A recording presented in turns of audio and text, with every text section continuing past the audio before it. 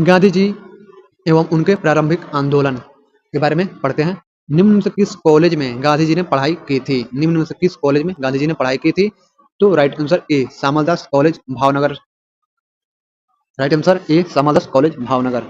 महात्मा गांधी ने अपनी आत्मकथा में अपनी शिक्षा का जिक्र करते हुए लिखा है कि मैंने अपनी शिक्षा की शुरुआत पोरबंदर के किसी पाठशाला से की। यानी कि ये अपनी जिक्र करते हैं आत्मकथा में कि मैंने जो अपनी शिक्षा की शुरुआत पोरबंदर के किसी पाठशाला से की, जहां मैं बड़ी मुश्किल से थोड़े पहाड़े सीख सका था।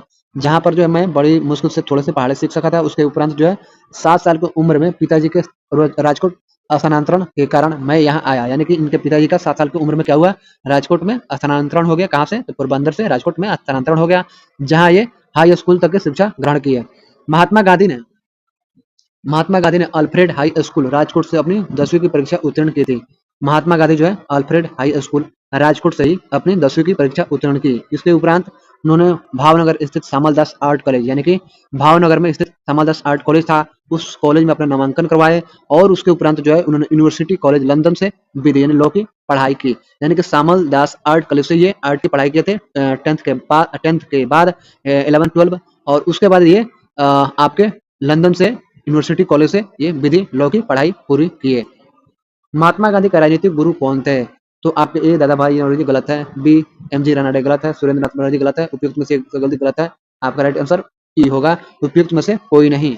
महात्मा गांधी द्वारा लिखित पुस्तक गोखले माई पॉलिटिकल गुरु में उन्होंने बताया है कि गोपाल कृष्ण गोखले से मेरा गुरु और शिष्य वाला रिश्ता 1996 में बना था। यानी कि ये लिखते हैं, इनकी जो लिखित पुस्तक है महात्मा गांधी की, लिखते हैं गोखले माई पॉलिटिकल गुरु में ये बताया है कि गोपाल कृष्ण गोखले और इनके जो गुरु और शिष्य वाला रिश्ता जो 1996 ईस्वी में बना था। किंतु इस रिश्ते की वास्तविक अनुभूति मुझे तब हुई जब मैं वर्ष 1902 में कलकत्ता कांग्रेस अधिवेशन में मिला। और इस रिश्ते की वास्तविक अनुभूति इनको तब हुआ जब 1902 में जो है कलकत्ता कांग्रेस अधिवेशन में गांधी जी गोपाल कृष्ण गोखले से मिलते हैं। उसके उपरांत यह रिश्ता प्रगाढ़ होता चला गया। वर्ष 1915 में भारत लौटने को उपरांत जो है महात्मा गांधी ने भारत में अपने राजनीतिक जीवन की शुरुआत गोखले के मार्गदर्शन में की थी। और वर्ष 1915 में भारत लौटते हैं अफ्रीका से, और ये महात्मा गांधी जो है भारत में अपने राजनीतिक जीवन की शुरुआत करते हैं गोखले जी के मार्गदर्शन में। चलिए आगे बढ़ते हैं। सर्वोदय शब्द का प्रयोग सर्वप्रथम किसने किया था? ये महात्मा गांधी सर्वोदय शब्द का प्रयोग किए थे सबसे पहले। सर्वोदय संस्कृत के दो शब्दों, सर्व मतलब जिसका अर्थ है सबका, तथा उदय जिसका अर्थ है उत्थान। यानी कि सर्वोदय शब्द संस्कृत के दो शब्दों, यानी कि सर्व यानी जिसका अर्थ है सबका तथा उदय जिसका अर्थ है उत्थान से मिलकर बना है। सर्वोदय शब्द का प्रयोग सर्वप्रथम महात्मा गांधी ने किया था। सर्वोदय शब्द का प्रयोग जो है सर्वप्रथम किसने किया था? तो महात्मा गांधी ने किया था। वर्ष 1908 में जॉन रस्किन की पुस्तक ऑन टू दिस लास्ट के अनुवाद में इसका प्रयोग, वर्ष 1908 में जॉन रस्किन की पुस्तक जो है ऑन टू दिस लास्ट के अनुवाद में इसका प्रयोग किया गया। इसका उद्देश्य सभी के अंदर स्वाधीनता और समानता की भावना का विकास करना था। इसका जो उद्देश्य था कि सभी के अंदर जो है स्वाधीनता और समानता का भावना का विकास करना था। नोट, डॉक्टर हीरालाल जैन और ए एन उपाध्याय द्वारा लिखित पुस्तक Mahavira his times and philosophy of life में लिखा है कि सर्वोदय शब्द का सर्वप्रथम प्रयोग सामंत भद्र नामक जैन दार्शनिक ने लगभग 2री शताब्दी ईसा पूर्व में किया था।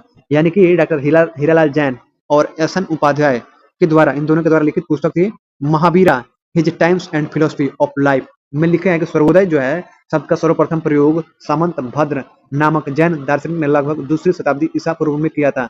आगे चलकर गांधी जी ने इस शब्द को मजबूत आधार प्रदान कर इसे जन सामान्य के मध्य लोकप्रिय बनाया। यानी कि आगे चलकर जो है गांधी जी इस शब्द को मजबूत आधार प्रदान कर इसे जन सामान्य के मध्य लोकप्रिय बनाया।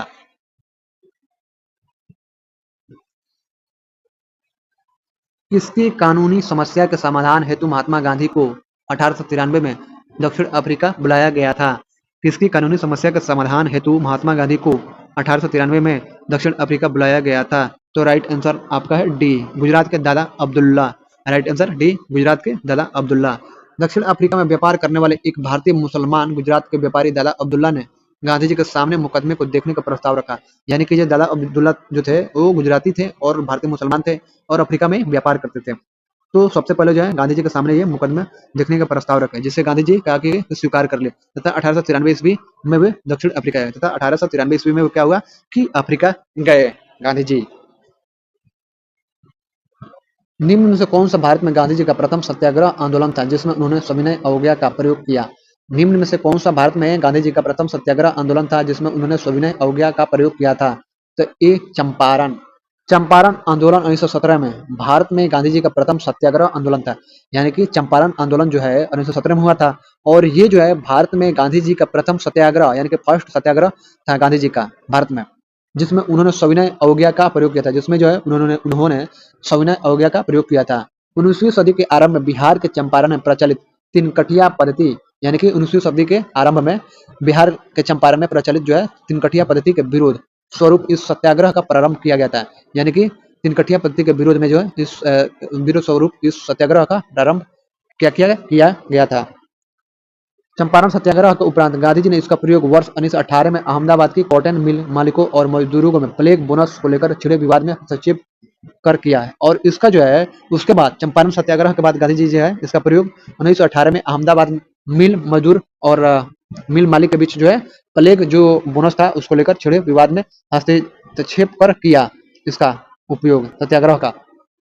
वर्ष 1908 में गुजरात के खेड़ा में किसानों की नष्ट हुई फसलों के बावजूद ब्रिटिश सरकार द्वारा लगान में छूट न देने के कारण महात्मा गांधी ने खेड़ा सत्याग्रह का प्रारंभ किया था। और वर्ष 1918 में अहमदाबाद मिल मजदूर के बाद खेड़ा में किसानों की फसल नष्ट हुई थी, उसके बावजूद जो है सरकार और जो है लगान में छूट नहीं देने के कारण जो है महात्मा गांधी जो है खेड़ा सत्याग्रह का प्रारंभ किए थे।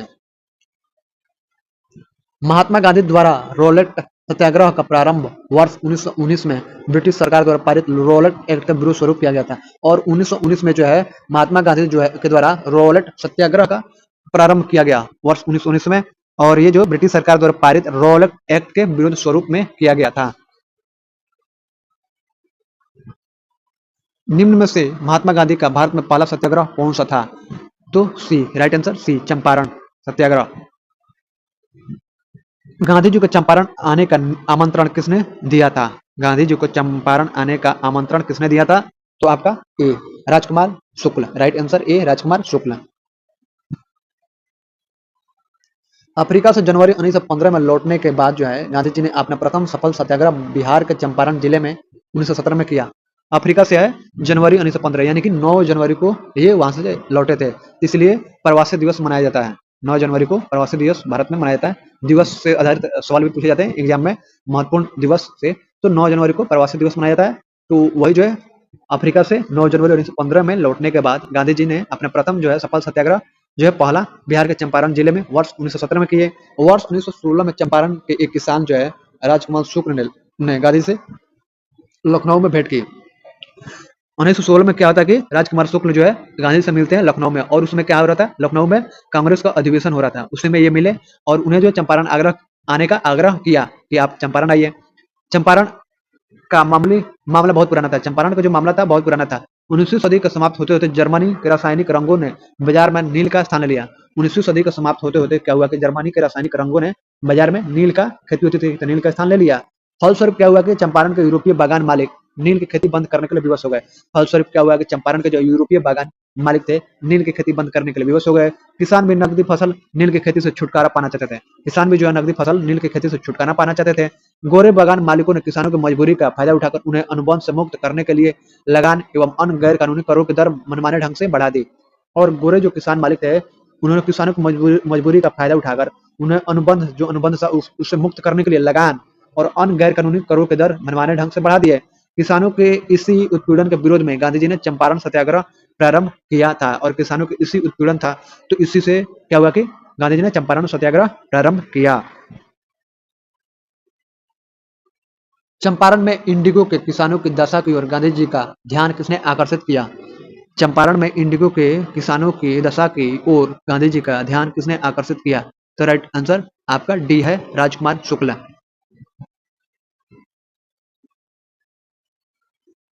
किसने यूरोपियन नील बागान मालिकों द्वारा किसानों के शोषण की तरफ गांधी जी का ध्यान आकर्षित किया?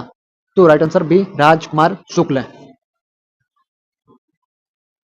गांधी जी का विशेष रूप से चंपारण आने और वहां के कृषकों की दयनीय स्थिति को देखने हेतु किसने अनुग्रह किया था? तो आपका राइट आंसर बी है, राजकुमार शुक्ल। चंपारण आने के लिए किसने गांधी जी को राजी करने के लिए निर्णय लिया था? तो भी राजकुमार शुक्ल, राइट आंसर। राजकुमार शुक्ल ने किस नेता को बिहार आने और उनके आंदोलन को नेतृत्व प्रदान करने के लिए राजी किया? तो आपका जो है जवाहरलाल नेहरू गलत है, जेपी कृपलानी गलत है, राजेंद्र प्रसाद गलत है, उपयुक्त में से एक गलत है, यानी कि राइट आंसर इसमें का ई है, उपयुक्त में से कोई नहीं, इसमें कोई नहीं है। महात्मा गांधी के दक्षिण अफ्रीका को वापसी पर इनमें से किस घटना के कारण उनको प्रसिद्धि मिली? महात्मा गांधी के दक्षिण अफ्रीका के वापसी पर इनमें से किस घटना के कारण उनको प्रसिद्धि मिली? तो ये चंपारण सत्याग्रह। गांधी जी द्वारा भारत में पहली बार सत्याग्रह आंदोलन बिहार में कहाँ प्रारंभ किया गया? गांधी जी द्वारा भारत में पहली बार सत्याग्रह आंदोलन बिहार में कहाँ प्रारंभ किया गया? तो डी चंपारण में। बिहार के कौन से स्थान में गांधी जी ने अपना प्रथम सत्याग्रह किया था? तो ये चंपारण में। बिहार के कौन से स्थान में जो है गांधी जी ने अपना प्रथम सत्याग्रह किया था? तो चंपारण में। चंपारण नील आंदोलन के राष्ट्रीय नेता कौन थे? चंपारण नील आंदोलन के राष्ट्रीय नेता कौन थे? तो ये महात्मा गांधी। चंपारण आंदोलन मुख्यतः किसके विरोध में था? चंपारण आंदोलन जो है मुख्यतः किसके विरोध में था? तो बी नकदी फसल right answer B. Gandhi ji का चंपारण सत्याग्रह किससे जुड़ा था? तो आपका बी तिनकठिया प्रणाली से। बिहार में तिनकठिया पद्धति में नील की खेती के लिए भूमि का कितना भाग अमानत रखा जाता था? तो आपका राइट आंसर हो जाएगा सी 3/20। बिहार में तिनकठिया पद्धति में नील की खेती के लिए भूमि का कितना भाग अमानत रखा जाता था? तो 3/20। गांधी जी ने भारतीय राजनीति में प्रवेश किया। गांधी जी ने भारतीय राजनीति में प्रवेश किया तो ये चंपारण आंदोलन से। राइट आंसर ए होगा आपका। महात्मा गांधी ने सर्वप्रथम किस किसान आंदोलन में भाग लिया? महात्मा गांधी ने सर्वप्रथम किस किसान आंदोलन में भाग लिया? तो आपका भी चंपारण। 1917 में चंपारण सत्याग्रह का नेतृत्व किसने किया? तो आपका डी महात्मा गांधी। 1917 में चंपारण सत्याग्रह का नेतृत्व किसने किया? तो महात्मा गांधी। चंपारण कृषि कमेटी की नियुक्ति में किसके बीच समझौता हुआ? चंपारण कृषि कमेटी की नियुक्ति में किसके बीच समझौता हुआ? तो ए भारतीय सरकार और गांधी जी। ए भारतीय सरकार और गांधी जी। वर्ष 1917 में चंपारण सत्याग्रह के दौरान नील की खेती में तिनकठिया प्रथा से पीड़ित किसानों की शिकायतों की जांच के लिए बिहार एवं उड़ीसा की औपनिवेशिक प्रांतीय सरकार ने एक औपचारिक जांच समिति का गठन किया, जिसे प्रायः चंपारण कृषि कमेटी या चंपारण कृषि जांच समिति कहा जाता है। इस समिति का गठन गांधी जी और तत्कालीन सरकार के बीच बने समझौते का परिणाम था। यानी कि ये वर्ष 1917 में जो है चंपारण सत्याग्रह के दौरान नील की खेती में तिनकठिया प्रथा से पीड़ित किसानों की शिकायतों की जांच के लिए बिहार और उड़ीसा की औपनिवेशिक प्रांतीय सरकार ने एक औपचारिक समिति का क्या किया कि गठन किया। बिहार और उड़ीसा की औपनिवेशिक प्रांतीय सरकार जो है एक औपचारिक जांच समिति का गठन किया, जिसे प्राय चंपारण कृषि कमेटी या चंपारण कृषि जांच समिति कहा जाता है। इस समिति का गठन जो है गांधी जी और तत्कालीन सरकार के बीच बने समझौते का परिणाम था। तो आपका जो है इसका राइट आंसर चंपारण चंपारण कृषि कमेटी की नियुक्ति में किसके बीच समझौता हुआ था? राइट आंसर ए भारतीय सरकार और Gandhi ji. Right answer A है। चंपारण आंदोलन के जन आंदोलन की प्रतिक्रिया में ब्रिटिश सरकार ने इस मुद्दे के समाधान के लिए कौन सा कदम उठाया? तो राइट आंसर सी होगा। चंपारण कृषि समिति की स्थापना की। चंपारण आंदोलन के जन आंदोलन की प्रतिक्रिया में ब्रिटिश सरकार ने इस मुद्दे के समाधान के लिए कौन सा कदम उठाया? तो सी चंपारण कृषि समिति की स्थापना की। चंपारण सत्याग्रह जो है वर्ष 1917 के समाधान के लिए ब्रिटिश सरकार ने चंपारण की कृषि स्थितियों की जांच करने के लिए जांच समिति नियुक्त की। यानी कि चंपारण सत्याग्रह वर्ष 1917 में हुआ था, तो इसके समाधान के लिए ब्रिटिश सरकार ने चंपारण के कृषि स्थितियों की जांच करने के लिए कि स्थिति सही है या गलत है कि जांच समिति नियुक्त की। गांधी जी को इस समिति के एक सदस्य के रूप में चुना गया और गांधी जी को जो है इस समिति का एक सदस्य के रूप में चुना गया। जांच समिति की सिफारिश के आधार पर ब्रिटिश सरकार ने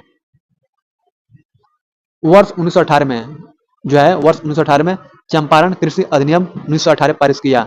इस अधिनियम के अंतर्गत चंपारण कृषि समिति की स्थापना की गई और इसी अधिनियम के अंतर्गत जो है चंपारण कृषि समिति की स्थापना की गई।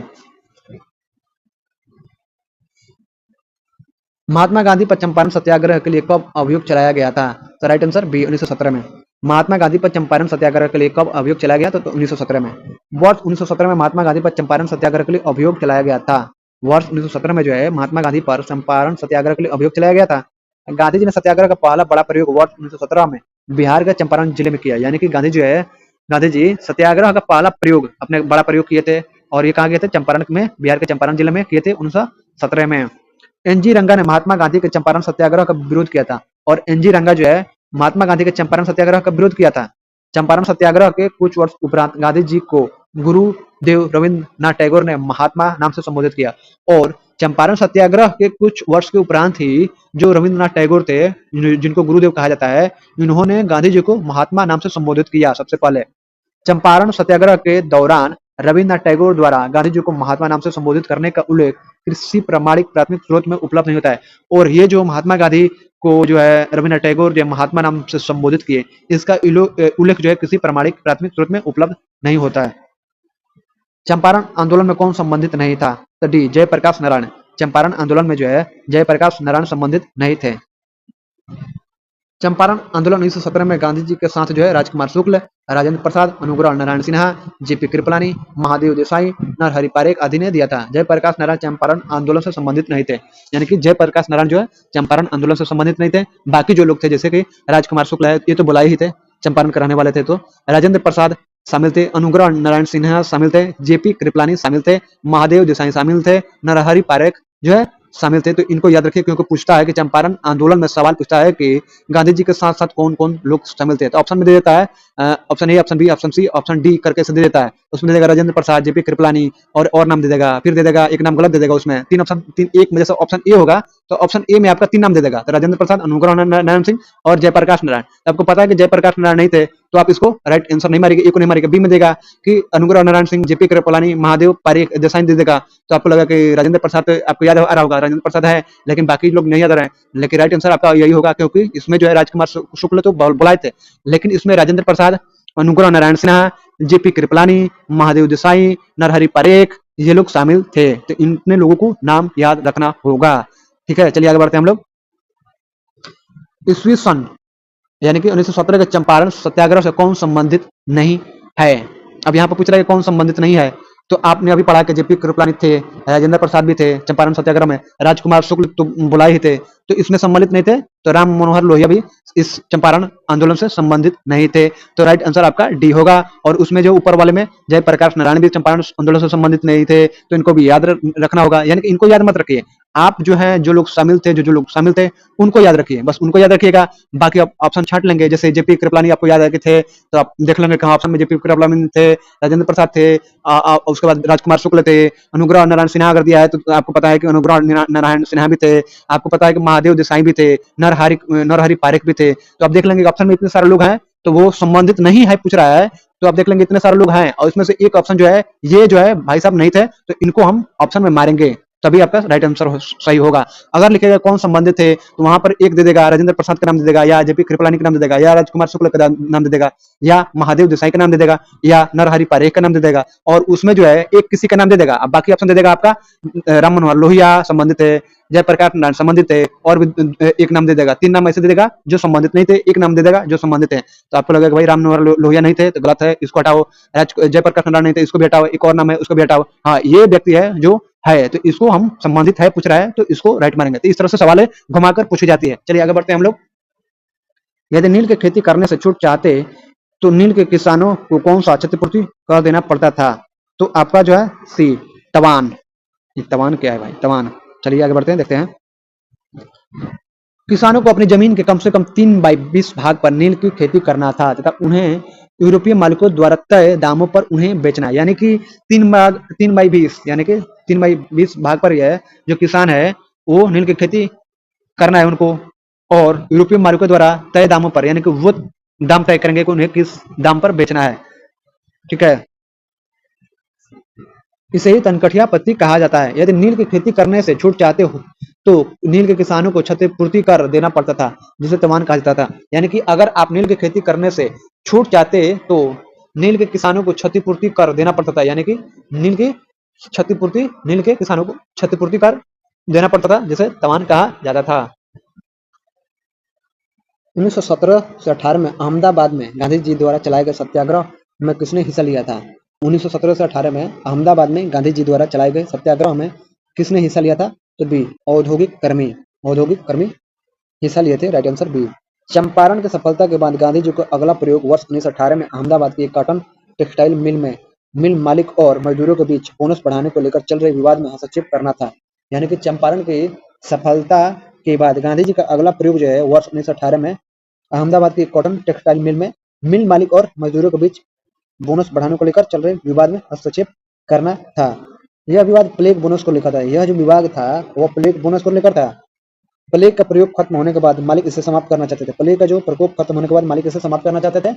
जबकि मजदूर इसे बरकरार रखने की मांग कर रहे थे। जबकि मजदूर जो है इसे बरकरार रखने की मांग कर रहे थे, तो उत्पादन लागत, मुनाफा और मजदूरों के जीवन निर्वाह खर्च का गहराई से अध्ययन करने के बाद गांधी जी ने घोषणा की कि मजदूरों के वेतन में 35% की वृद्धि की जानी चाहिए। यानी उत्पादन लागत, मुनाफा और मजदूरों का जीवन निर्वाह खर्च का, ये सारी चीजों का खर्च का जो है गहराई से अध्ययन करने के बाद गांधी जी ने ये घोषणा की कि मजदूरों के वेतन में 35% की वृद्धि की जानी चाहिए। मिल मालिकों द्वारा गठित ट्रिब्यूनल ने इनकी बात मान ली, और मिल मालिकों द्वारा गठित जो है ट्रिब्यूनल ने इनकी बात मान ली। 1918 में अहमदाबाद के मिल मालिकों और मजदूरों के मध्य विवाद में किसने हस्तक्षेप किया था?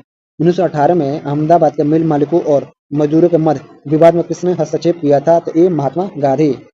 निम्नलिखित में किस आंदोलन में महात्मा गांधी ने भूख हड़ताल को हथियार के रूप में सर्वप्रथम प्रयोग किया था? तो डी, अहमदाबाद हड़ताल। यानी कि अहमदाबाद मिल हड़ताल 1918 में हुआ था, के दौरान महात्मा गांधी ने पहली बार जो है भारत में भूख हड़ताल को हथियार के रूप में प्रयोग किया था। यानी पहली बार, याद रखिएगा, पूछता है कि पहली बार भारत में महात्मा गांधी भूख हड़ताल किस आंदोलन में शुरू किए थे? ऑप्शन ए चंपारण में, option B Ahmedabad, option C Kheda में, खेड़ा जो आंदोलन हुआ था किसानों वाला उसमें, या ऑप्शन डी बारदौली सत्याग्रह। आपको पता होगा कि अहमदाबाद मिल मजदूर जो हुआ था उसमें पहली बार जो है भारत में महात्मा गांधी ने भूख हड़ताल को हथियार के रूप में प्रयोग किए थे। तो राइट आंसर आपका मरिएगा अहमदाबाद मिल हड़ताल में किया था 1918 में जो हुआ था, चंपारण सत्याग्रह के जस्ट एक साल बाद, यानी कि 18 में। और 18 में ही गुजरात के खेड़ा में किसान के जो फसल नष्ट हो गए थे, तो 1918 में भी खेड़ा में भी आंदोलन हुआ था। चलिए आगे बढ़ते हैं। निम्नलिखित में किस सत्याग्रह आंदोलन में गांधी जी ने प्रत्यक्ष रूप से भाग नहीं लिया? निम्नलिखित में से किस सत्याग्रह आंदोलन में गांधी जी ने प्रत्यक्ष रूप से भाग नहीं लिया? तो सी वाइकोम सत्याग्रह। सी जो है वाइकोम सत्याग्रह, राइट आंसर सी है। चलिए आगे बढ़ते हैं। वाइकोम के मंदिर प्रवेश सत्याग्रह में गांधी जी ने प्रत्यक्ष रूप से भाग नहीं लिया था, जबकि खेड़ा सत्याग्रह, राजकोट सत्याग्रह तथा असहयोग आंदोलन का नेतृत्व स्वयं गांधी जी ने किया था। यानी कि जो है खेड़ा सत्याग्रह हो गया, या आपका राजकोट सत्याग्रह हो गया, या असहयोग आंदोलन का नेतृत्व जो है स्वयं गांधी जी किए थे। लेकिन जो वाइकम में जो है आंदोलन हुआ था, तो उस आंदोलन जो है वो आंदोलन मंदिर प्रवेश को लेकर हुआ था। तो उसमें क्या हुआ कि गांधी जी प्रत्यक्ष रूप से भाग नहीं लिए थे। स्वाधीनता आंदोलन के दौरान महात्मा गांधी के करीबी अंग्रेज मित्र थे। स्वाधीनता आंदोलन के दौरान महात्मा गांधी के करीबी अंग्रेज मित्र थे, तो आपके C Reverend Charles Andrews. Reverend Charles Andrews, right answer C आपका सही है। स्वाधीनता आंदोलन के दौरान महात्मा गांधी के करीबी अंग्रेज मित्र थे। चार्ल्स एंड्रूज यानी Deenbandhu Andrews Saint Stephen's College Delhi में प्राध्यापक थे। यानी कि चार्ल्स एंड्रूज, जिनको दीनबंधु एंड्रूज भी कहा जाता है, सेंट स्टीफेन कॉलेज दिल्ली में प्राध्यापक थे, प्रिंसिपल थे। भारतीयों से इनका गहरा लगाव था। भारतीयों से जो है इनका गहरा लगाव था, और हर तरह से भारतीय बनना चाहता था, और हर तरह से जो है ये भारतीय बनना चाहते थे। रविन्द्रनाथ टैगोर, गोपाल कृष्ण गोखले तथा महात्मा गांधी से इनके क्या थे? घनिष्ठ संबंध थे। यानी कि इन तीनों से जो है इनके घनिष्ठ संबंध थे। किनसे? तो रविन्द्रनाथ टैगोर, गोपाल कृष्ण गोखले और महात्मा गांधी से जो है चार्ल्स एंड्रूज यानी दीनबंधु एंड्रूज के घनिष्ठ संबंध थे। CF एंड्रूज के जीवनीकार बनारसी दास चतुर्वेदी और मार्जेरी साइक्स ने अपनी पुस्तक चार्ल्स फ्री एंड्रूज इन नैरेटिव जो है में उल्लेख किया है कि CF एंड्रूज दीनबंधु गरीबों का मित्र उपनाम सर्वप्रथम 1971 में फिजी के भारतीयों द्वारा दिया गया था। यानी कि ये जो है आपके CF एंड्रूज के जीवनीकार हैं कौन कौन? तो बनारसी दास चतुर्वेदी है और मज्जिरी साइक्स, ये जो है पुस्तक लिखते हैं। उस पुस्तक का नाम है चार्ल्स फ्री एंड्रूज इन नैरेटिव, ये पुस्तक है। और उस पुस्तक में उल्लेख किया गया है कि CF एंड्रूज जो है, जिनको दीनबंधु भी कहा जाता है, इनको गरीबों का मित्र बोला जाता है। ऐसे गरीबों का मित्र दीनबंधु उपनाम जो है सर्वप्रथम 1917 में फिजी में मिला था, फिजी में, और वो भी भारतीयों द्वारा दिया गया था। फिजी में बहुत सारे भारतीय रहते हैं, जैसे आपके कौन सा देश है, अरे नाम याद नहीं है, वहाँ पर बहुत सारे भारतीय हैं। वहाँ का राष्ट्रपति प्रधानमंत्री भी आपके भारतीय हैं, बिहार से संबंधित है। नाम याद नहीं आ रहा है, उसके लिए सॉरी, है कोई याद आएगा तो बता दूंगा। तो फिजी में भी बहुत सारे भारतीय थे, उनके द्वारा इनाम दिया गया था। तो एंड्रूज वर्ष 1925 और वर्ष 1927 में all India trade union Congress के अध्यक्ष भी रहे। और जो है एंड्रूज जो है CF एंड्रूज 1925 में और 1927 में all India trade union Congress के अध्यक्ष भी रहे। गोलमेज सम्मेलन में भाग लेने के लिए वो गांधी जी के साथ लंदन गए। और गोलमेज सम्मेलन जो हुआ था उसमें भाग लेने के लिए वह गांधी जी के साथ लंदन भी गए थे। ऑल इंडिया हरिजन संघ की स्थापना 1932 में किसके द्वारा की गई थी? ऑल इंडिया हरिजन संघ की स्थापना 1932 में किसके द्वारा की गई थी? तो आपके सी, राइट आंसर सी, महात्मा गांधी। वर्ष 1932 में महात्मा गांधी द्वारा all India anti untouchability league की स्थापना की गई। वर्ष जो है 1932 में महात्मा गांधी के द्वारा जो है all India anti untouchability league की स्थापना की गई। पहले इस संगठन का नाम अखिल भारतीय अस्पृश्यता निवारण संघ था। यानी कि पहले जो इस संगठन का नाम क्या था? तो अखिल भारतीय अस्पृश्यता निवारण संघ था। बाद में इसका नाम बदलकर हरिजन सेवक संघ कर दिया गया और बाद में नाम इसका जो है बदल दिया गया और कर दिया गया हरिजन सेवक संघ कर दिया गया। ब्रिटिश का भर्ती सार्जेंट की उपाधि प्रथम विश्व युद्ध के दौरान सरकार को अपना सहयोग देने के कारण किसने प्राप्त की? यानी कि ब्रिटिश का भर्ती सार्जेंट की उपाधि प्रथम विश्व युद्ध के दौरान सरकार को अपना सहयोग देने के कारण किसने प्राप्त की? तो right answer B, Mahatma Gandhi. Mahatma Gandhi को जो है भर्ती वाला सार्जेंट कहा जाता है कि ये ब्रिटेन मतलब यहाँ से इंडियन सैनिकों को जो है ब्रिटिश सैनिकों को भर्ती करते थे, इसलिए ब्रिटिश सार्जेंट भी कहा जाता है इनको, महात्मा गांधी को। प्रथम विश्व युद्ध में महात्मा गांधी ने भारत में ब्रिटिश सरकार का सहयोग करने का निर्णय लिया। यानी कि फर्स्ट वर्ल्ड वॉर जब हुआ था उस समय जो महात्मा गांधी जो है भारत में जो ब्रिटिश सरकार का सहयोग करने का निर्णय लिया, क्योंकि उन्हें यह उम्मीद थी कि प्रथम विश्व युद्ध की समाप्ति के बाद जो है ब्रिटिश सरकार भारतीयों को स्वशासन का अधिकार प्रदान करेगी। ये भी इनकी सोच उस समय उतनी उच्च लेवल की नहीं थी। इनको लगता था कि ये जो है अंग्रेज जो बहुत ही कमीने अंग्रेज है, कमीने ही सुनेंगे कि उन्होंने जो हमारे देश को लूटा, हमारा देश जो सोने का चिड़िया था इसको लूटा, हमारे पूर्वजों को मारा पीटा, ठीक है। तो हमारे साथ जो हुआ हमारे देशवासियों के साथ, हमारे पूर्वजों के साथ, तो गुस्सा तो आता ही है सुनने के बाद, पढ़ने के बाद। तो इस समय जो महात्मा गांधी को ये लग रहा था, यानी कि इनका भी दिमाग जैसे कांग्रेस में उस समय 1885 में जो नहीं हुआ था नरम दल और गरम दल, तो नरम दल वालों को लगता था कि ये अनुनय विनय करेंगे तो ये हमारी अंग्रेज सुन लेंगे, वैसे ही इनका भी उस समय अभी तक दिमाग था। लेकिन बाद में इनको समझ में आ गया है कि भाई ये अनुनय विनय करने वाले लोग नहीं है, इसलिए आगे चलकर ये 1942 में करो या मरो का नारा दिया है, ठीक है, समझ में आ गया था। चलिए, तो इसी सहयोग के कारण उन्हें ब्रिटिश का भर्ती सार्जेंट कहा गया और इसी कारण जो है इन्हें ब्रिटिश का भर्ती सार्जेंट कहा गया। चलिए आगे बढ़ते हैं। किसान आंदोलन और एवं विकास, किसान आंदोलन एवं विकास के बारे में पढ़ते हैं। 1875 के दक्कन के दंगों का तत्कालीन कारण था। 1875 के दक्कन के दंगों का तत्कालीन का कारण था, तो राइट आंसर बी, महाजनों के द्वारा ऊंची ब्याज दर, यानी कि महाजन जो थे वो ऊंची ब्याज दर वसूल करते थे। 1875 के दक्कन विद्रोह के अनेक कारण थे, जैसे महाजनों द्वारा ऊंची ब्याज दर और कृषकों का अस्थायी रूप से कर्जदार होना। यानी कि जो कृषक थे ये अस्थायी रूप से कर्जदार हो गए थे और महाजन जो थे, ये जब किसान जो है महाजनों से पैसे लेते थे तो महाजन जो है किसानों से ऊंची ब्याज दर पर पैसे वसूलते थे, जिसके कारण क्या होता था कि किसान जो है चुका नहीं पाते थे और उनके कर्जदार हो जाते थे। आप पूस की रात, आप प्रेमचंद्र की पुस्तक पढ़िएगा, किताब है, तो उसमें पूस की रात में किस तरह से कहानी है, जो लोग पढ़ेंगे उनको समझ में आ गया होगा। तो इसी तरह की कहानी है पूस की रात। चलिए आगे बढ़ते हैं। भू राजस्व की ऊंची ब्याज दर, यानी भू राजस्व की जो है ऊंची ब्याज दर, कृषकों की अशिक्षा और किसानों की अशिक्षा, यानी पढ़े लिखे किसान नहीं थे तो क्या होता था कि पैसे जब महाजन से लेते थे तो वो तो पढ़े लिखे थे नहीं, और जो महाजन थे वो जो है उस पर जो है ना टेढ़ा का टेढ़ा, जैसे होता नहीं है कि पढ़े लिखे नहीं है तो मूर्ख बना देना और वसूल करना, तो बेचारे किसान क्या करते हैं, पढ़े लिखे तो थे नहीं, इसी कारण क्या होता तो वो उनका कर्ज चुका नहीं पाते थे और वो कर्जदार बन जाते थे। और कई बार होता था कि वो महाजन जो है उनकी जमीनें उनसे किसानों से छीन लेता था। आप फिल्मों में देखेंगे 1980-85 से के जितनी फिल्में होती है उनमें ये सब दिखाई जाती है, क्योंकि पहले सब होता था।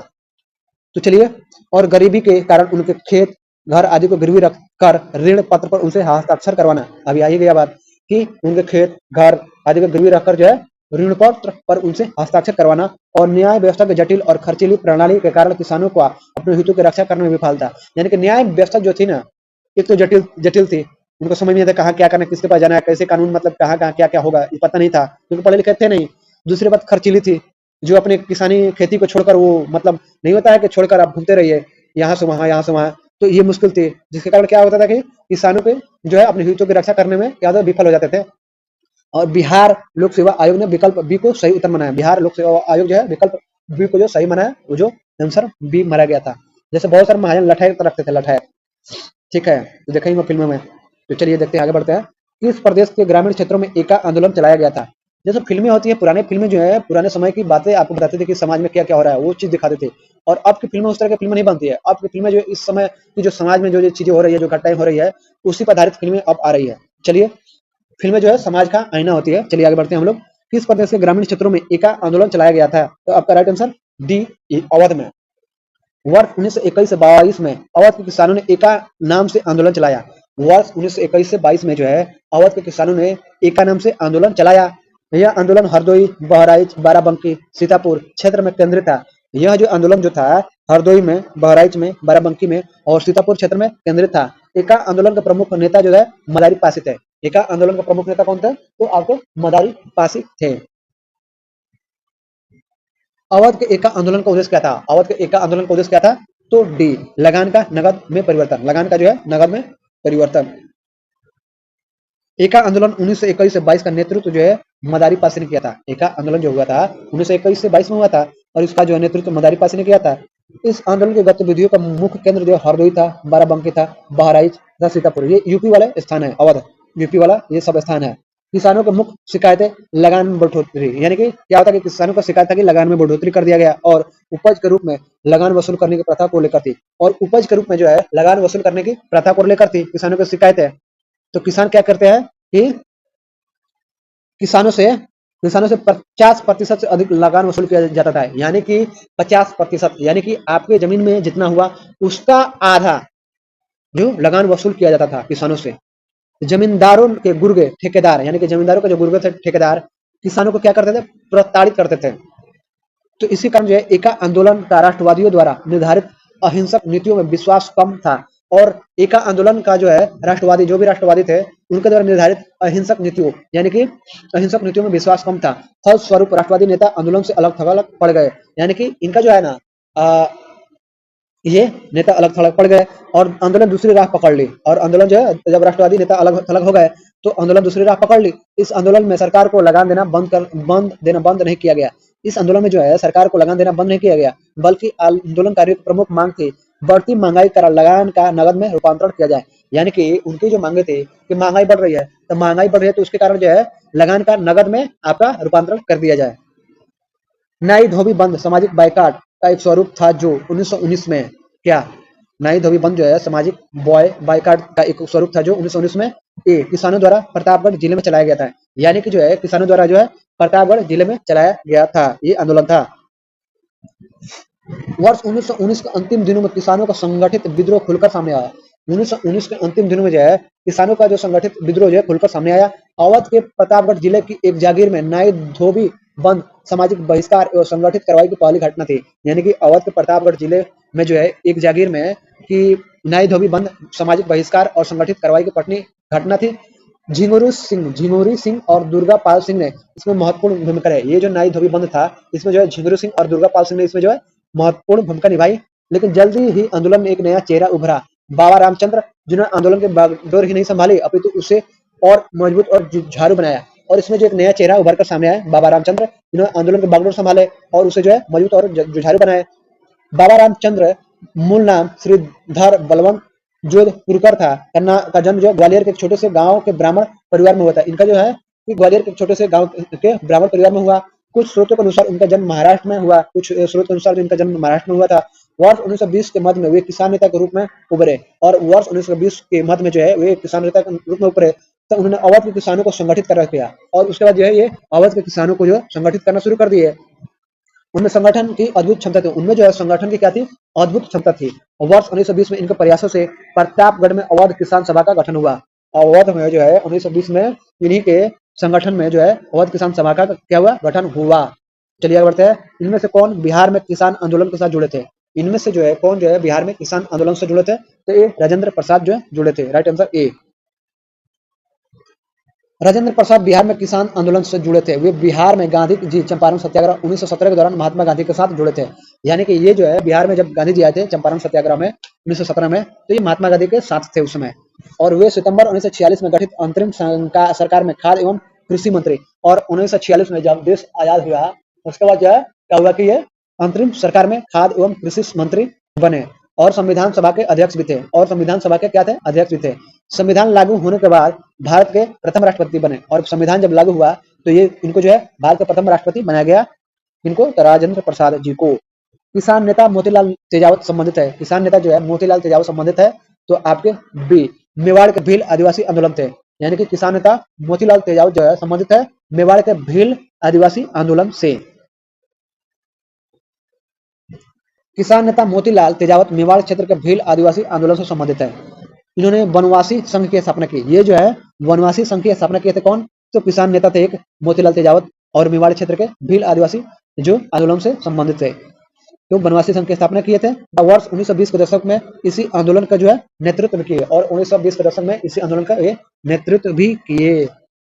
अखिल भारतीय किसान सभा के प्रथम सत्र की अध्यक्षता किसने की, अखिल भारतीय किसान सभा के प्रथम सत्र की अध्यक्षता किसने की, तो ए स्वामी सहजानंद 1936 में हुआ था लखनऊ में। अखिल भारतीय किसान सभा के प्रथम सत्र की अध्यक्षता किसने की, तो स्वामी सहजानंद, राइट आंसर ए।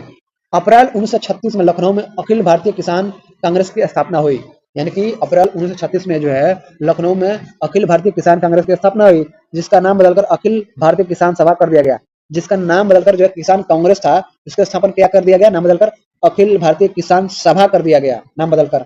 ठीक है, चलिए आगे बढ़ते हैं। बिहार प्रांतीय किसान सभा के लड़ाकू संस्थापक स्वामी सहजानंद सरस्वती, इसके अध्यक्ष और आंध्र में किसान आंदोलन के अगुआ तथा कृषि क्षेत्र की समस्याओं के विद्वान एनजी रंगा महासचिव चुने गए, यानी कि जो है अखिल भारतीय किसान सभा के आपके सत्र के अध्यक्षता स्वामी सहजानंद किए थे, और ये बिहार प्रांतीय किसान सभा के लड़ाकू संस्थापक स्वामी सहजानंद सरस्वती इसके अध्यक्ष बनाए गए, और आंध्र में किसान आंदोलन के अगुवाई कर रहे थे कौन, और किसी क्षेत्र की समस्याओं के विद्वान कौन थे आंध्र में, आंध्र प्रदेश में, तो एनजी रंगा थे। और ये जो एनजी रंगा को क्या किया गया, अखिल भारतीय किसान सभा में लखनऊ में जो हुआ था 1936 में, इनको महासचिव चुना गया।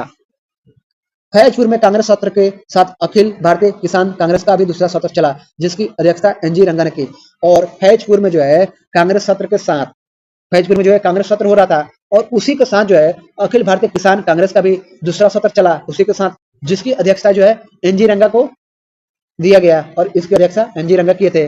पहले जो अखिल भारतीय किसान सभा हुआ था लखनऊ में, उसके अध्यक्ष कौन थे, तो स्वामी सहजानंद सरस्वती थे।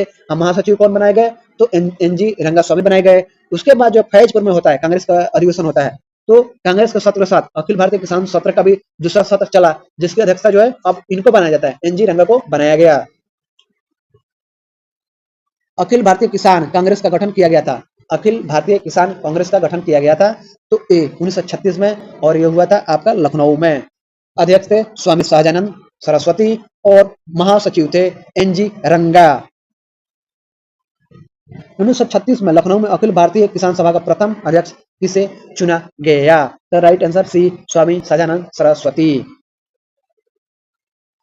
वह कौन जगह थी जहां अखिल भारतीय किसान सभा का पहला अधिवेशन हुआ था, वह कौन जगह थी जहां अखिल भारतीय किसान सभा का पहला अधिवेशन हुआ था, तो राइट आंसर सी लखनऊ है। निम्नलिखित में से किस एक कांग्रेसी नेता ने प्रथम अखिल भारतीय किसान सभा में भाग लिया था, निम्नलिखित में से किस एक कांग्रेसी नेता ने प्रथम अखिल भारतीय किसान सभा में भाग लिया था, तो right answer A Jawaharlal Nehru. Akhil Bharatiya Kisan सभा 1936 को जवाहरलाल नेहरू ने भी संबोधित किया था। जवाहरलाल नेहरू जो है लखनऊ में जब हुआ था अखिल भारतीय किसान सभा 1936 में, तो ये जवाहरलाल नेहरू भी संबोधित किए थे। इसी अधिवेशन में स्वामी सहजानंद सरस्वती को इस सभा का अध्यक्ष बनाया गया, और एनजी रंगा को महासचिव चुना गया था, जो आंध्र प्रदेश के किसान थे और वहां के जो किसान आंदोलन के अगुवाई कर रहे थे। स्वामी सहजानंद सरस्वती ने भूमि और जल मार्ग के राष्ट्रीयकरण की मांग के साथ अखिल भारतीय संयुक्त किसान सभा का गठन किया। स्वामी सहजानंद सरस्वती जो है भूमि और जल मार्ग के राष्ट्रीयकरण की मांग के साथ अखिल भारतीय संयुक्त किसान सभा का गठन किया, तो ए उनकी मृत्यु से ठीक पहले, यानी कि वो जो है 1900 अपनी मृत्यु से ठीक पहले जो है इसकी मांग किए थे, किस किस चीज का, तो भूमि और जल मार्ग के राष्ट्रीयकरण की मांग किए थे कि भूमि और जल मार्ग का राष्ट्रीयकरण किया जाए तथा अखिल भारतीय संयुक्त किसान सभा का गठन किया जाए। अखिल भारतीय किसान सभा का गठन वर्ष 1936 में किया गया था। स्वामी सहजानंद सरस्वती इसके प्रथम अध्यक्ष थे तथा एनजी रंगा इसके महासचिव चुने गए। वर्ष 1949 जो है ना 49 में मृत्यु के कुछ समय पूर्व सहजानंद ने ऑल इंडिया यूनाइटेड किसान सभा का गठन किया था, यानी कि जो है सहजानंद जो है ऑल इंडिया यूनाइटेड किसान सभा का गठन किया था। इस संगठन का मूलभूत मांग थी भूमि, जल मार्ग, ऊर्जा और संपत्ति के सभी स्रोतों का राष्ट्रीयकरण करना था, यानी कि चाहते थे कि इन सभी चीजों का जो है राष्ट्रीयकरण कर दिया जाए। साराबंदी आंदोलन 1922 किसके नेतृत्व में प्रारंभ हुआ? साराबंदी आंदोलन 1922 किसके नेतृत्व में प्रारंभ हुआ? तो राइट आंसर आपका बी है, सरदार वल्लभ भाई पटेल।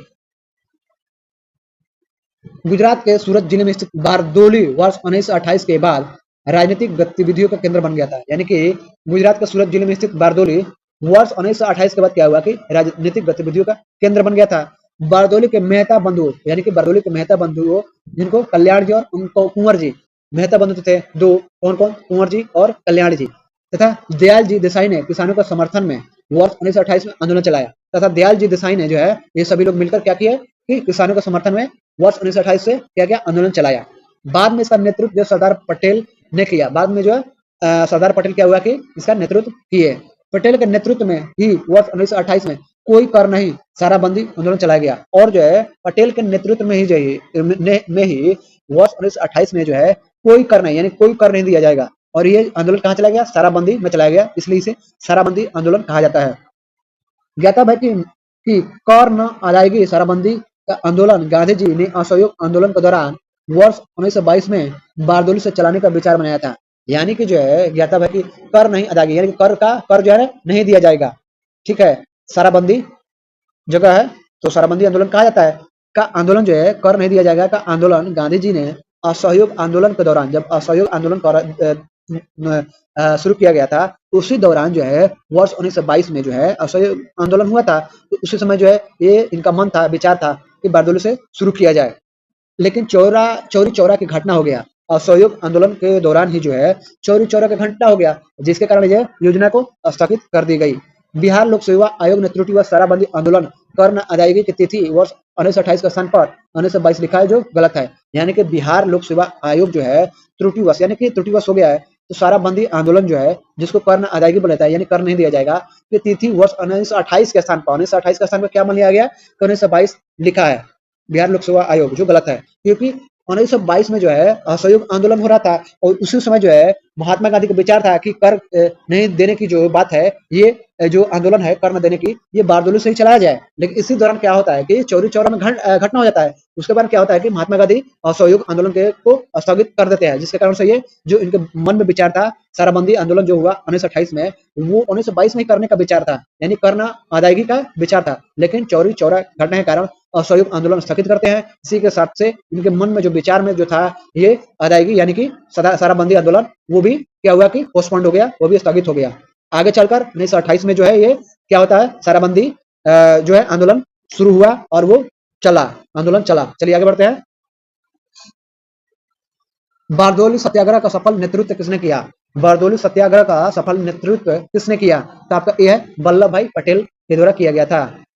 बारदोली सत्याग्रह का सफल नेतृत्व किसने किया? तो आपका ये वल्लभ भाई पटेल। एक सन्यासी जो फिजी में गिरमिटिया मजदूर के रूप में काम करने के बाद उस जिले में अपनी पीठ पर तुलसीदास रामायण की प्रति लेकर आया था, जिससे वह ग्रामीण श्रोताओं को छंद सुनाता था। यहाँ जिस किसान नेता का जिक्र है वह है ये बाबा रामचंद्र की बात है। एक सन्यासी जो फिजी में गिरमिटिया मजदूर के रूप में काम करने के बाद उस जिले में अपनी पीठ पर तुलसीदास रामायण की एक प्रति लेकर आया था, जिससे वह ग्रामीण श्रोताओं को छंद सुनाता था। यहाँ जिस किसान नेता का जिक्र है वह बाबा रामचंद्र। अक्टूबर 1920 में बाबा रामचंद्र के मार्गदर्शन में उत्तर प्रदेश के प्रतापगढ़ जिले में अवध किसान सभा का औपचारिक रूप से गठन किया गया।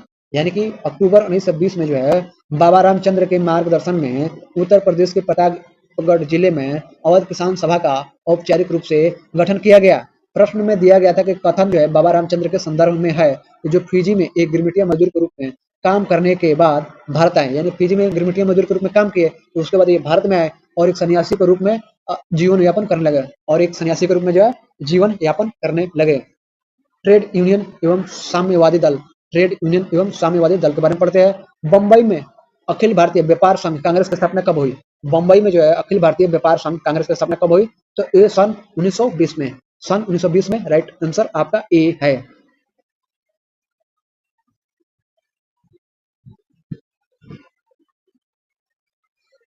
एनएम जोशी, जोसेफ बैप्टिस्टा तथा लाला लाजपत राय के प्रयासों अखिल भारतीय व्यापार संघ कांग्रेस या Akhil Bharatiya trade union Congress AITUC की स्थापना मुंबई में 31 अक्टूबर 1920 को हुई। यानी कि NM जोशी, जोसेफ बैप्टिस्टा और लाला लाजपत राय, ये तीनों के प्रयासों से जो है अखिल भारतीय व्यापार संघ कांग्रेस या Akhil Bharatiya trade union Congress AITUC की स्थापना जो है बंबई में 31 अक्टूबर 1920 को हुई।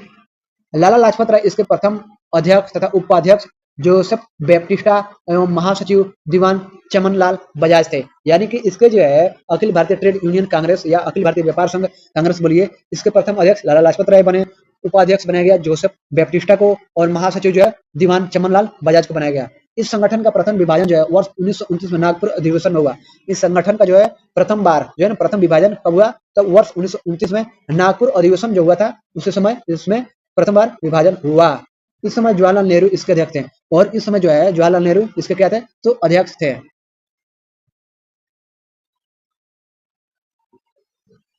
अखिल भारतीय ट्रेड यूनियन कांग्रेस का गठन किस वर्ष में हुआ?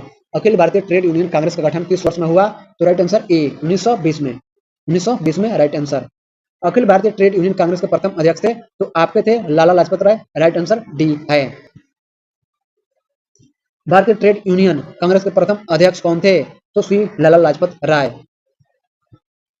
ट्रेड यूनियन आंदोलन के क्रांतिकारी चरण का समय था। ट्रेड यूनियन आंदोलन के क्रांतिकारी चरण का समय था तो राइट आंसर बी 1926 से 1939, right answer B. Trade union आंदोलन के क्रांतिकारी चरण का समय वर्ष 1926 से 1939 तक माना जाता है। यानी कि 1926 से 1939 तक जो है क्रांतिकारी चरण था। क्रांतिकारी चरण किसका था? ट्रेड यूनियन आंदोलन का। इस समय एम एन रॉय, इस समय जो है इस दौरान जो है M N Roy, Muzaffar Ahmad, M N Roy हो गए, मुजफ्फर अहमद हो गए, श्रीपाद ए डोगे, शौकत उस्मानी आदि जो है भारत में ट्रेड यूनियन आंदोलन के प्रमुख नेता थे।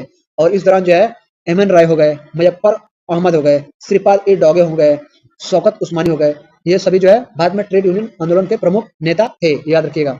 भारतीय कम्युनिस्ट पार्टी और राष्ट्रीय स्वयंसेवक संघ की स्थापना के क्रमशः सबसे करीबी वर्ष पहचानिए। यानी कि भारतीय कम्युनिस्ट पार्टी और राष्ट्रीय स्वयंसेवक संघ की स्थापना के क्रमशः सबसे करीबी वर्ष को पहचानिए। राइट आंसर आपका बी होगा। 1925 में कम्युनिस्ट पार्टी का भी हुआ था, राष्ट्रीय स्वयं सेवक संघ के भी 1925 में हुआ था।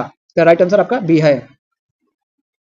भारत की कम्युनिस्ट पार्टी और राष्ट्रीय स्वयं सेवक संघ की स्थापना जो है वर्ष 1925 में कानपुर और नागपुर में हुई थी। यानी कि भारत की कम्युनिस्ट पार्टी, भारत की जो कम्युनिस्ट पार्टी है और राष्ट्रीय स्वयं सेवक संघ की जो स्थापना है वर्ष 1925 में, ठीक है, कानपुर में और नागपुर में हुई थी, ये याद रखिएगा। 1925 में दोनों को हुआ था, तो कम्युनिस्ट पार्टी के कानपुर में हुआ था और राष्ट्रीय स्वयं सेवक संघ की स्थापना नागपुर में हुआ था, ये याद रखिएगा। कम्युनिस्ट इंटरनेशनल का सदस्य बनने वाला पहला भारतीय कौन था? कम्युनिस्ट इंटरनेशनल का सदस्य बनने वाला पहला भारतीय कौन था? तो A M N Roy, M N Roy, right answer A है। कम्युनिस्ट इंटरनेशनल जिसको कमिंटर्न भी बोला जाता है, जिसे थर्ड इंटरनेशनल के नाम से भी जाना जाता है, जिसे थर्ड इंटरनेशनल के भी नाम से जाना जाता है, की स्थापना मार्च 1919 में मॉस्को में की गई। जिसकी जो स्थापना है मार्च 1919 में मॉस्को में की गई थी, इसके किसी कम्युनिस्ट इंटरनेशनल के, जिसे थर्ड इंटरनेशनल भी बोला जाता है, कमिंटर्न भी बोला जाता है। तो इसकी स्थापना जो मार्च 1919 में कहाँ की गई? तो मॉस्को में की गई थी।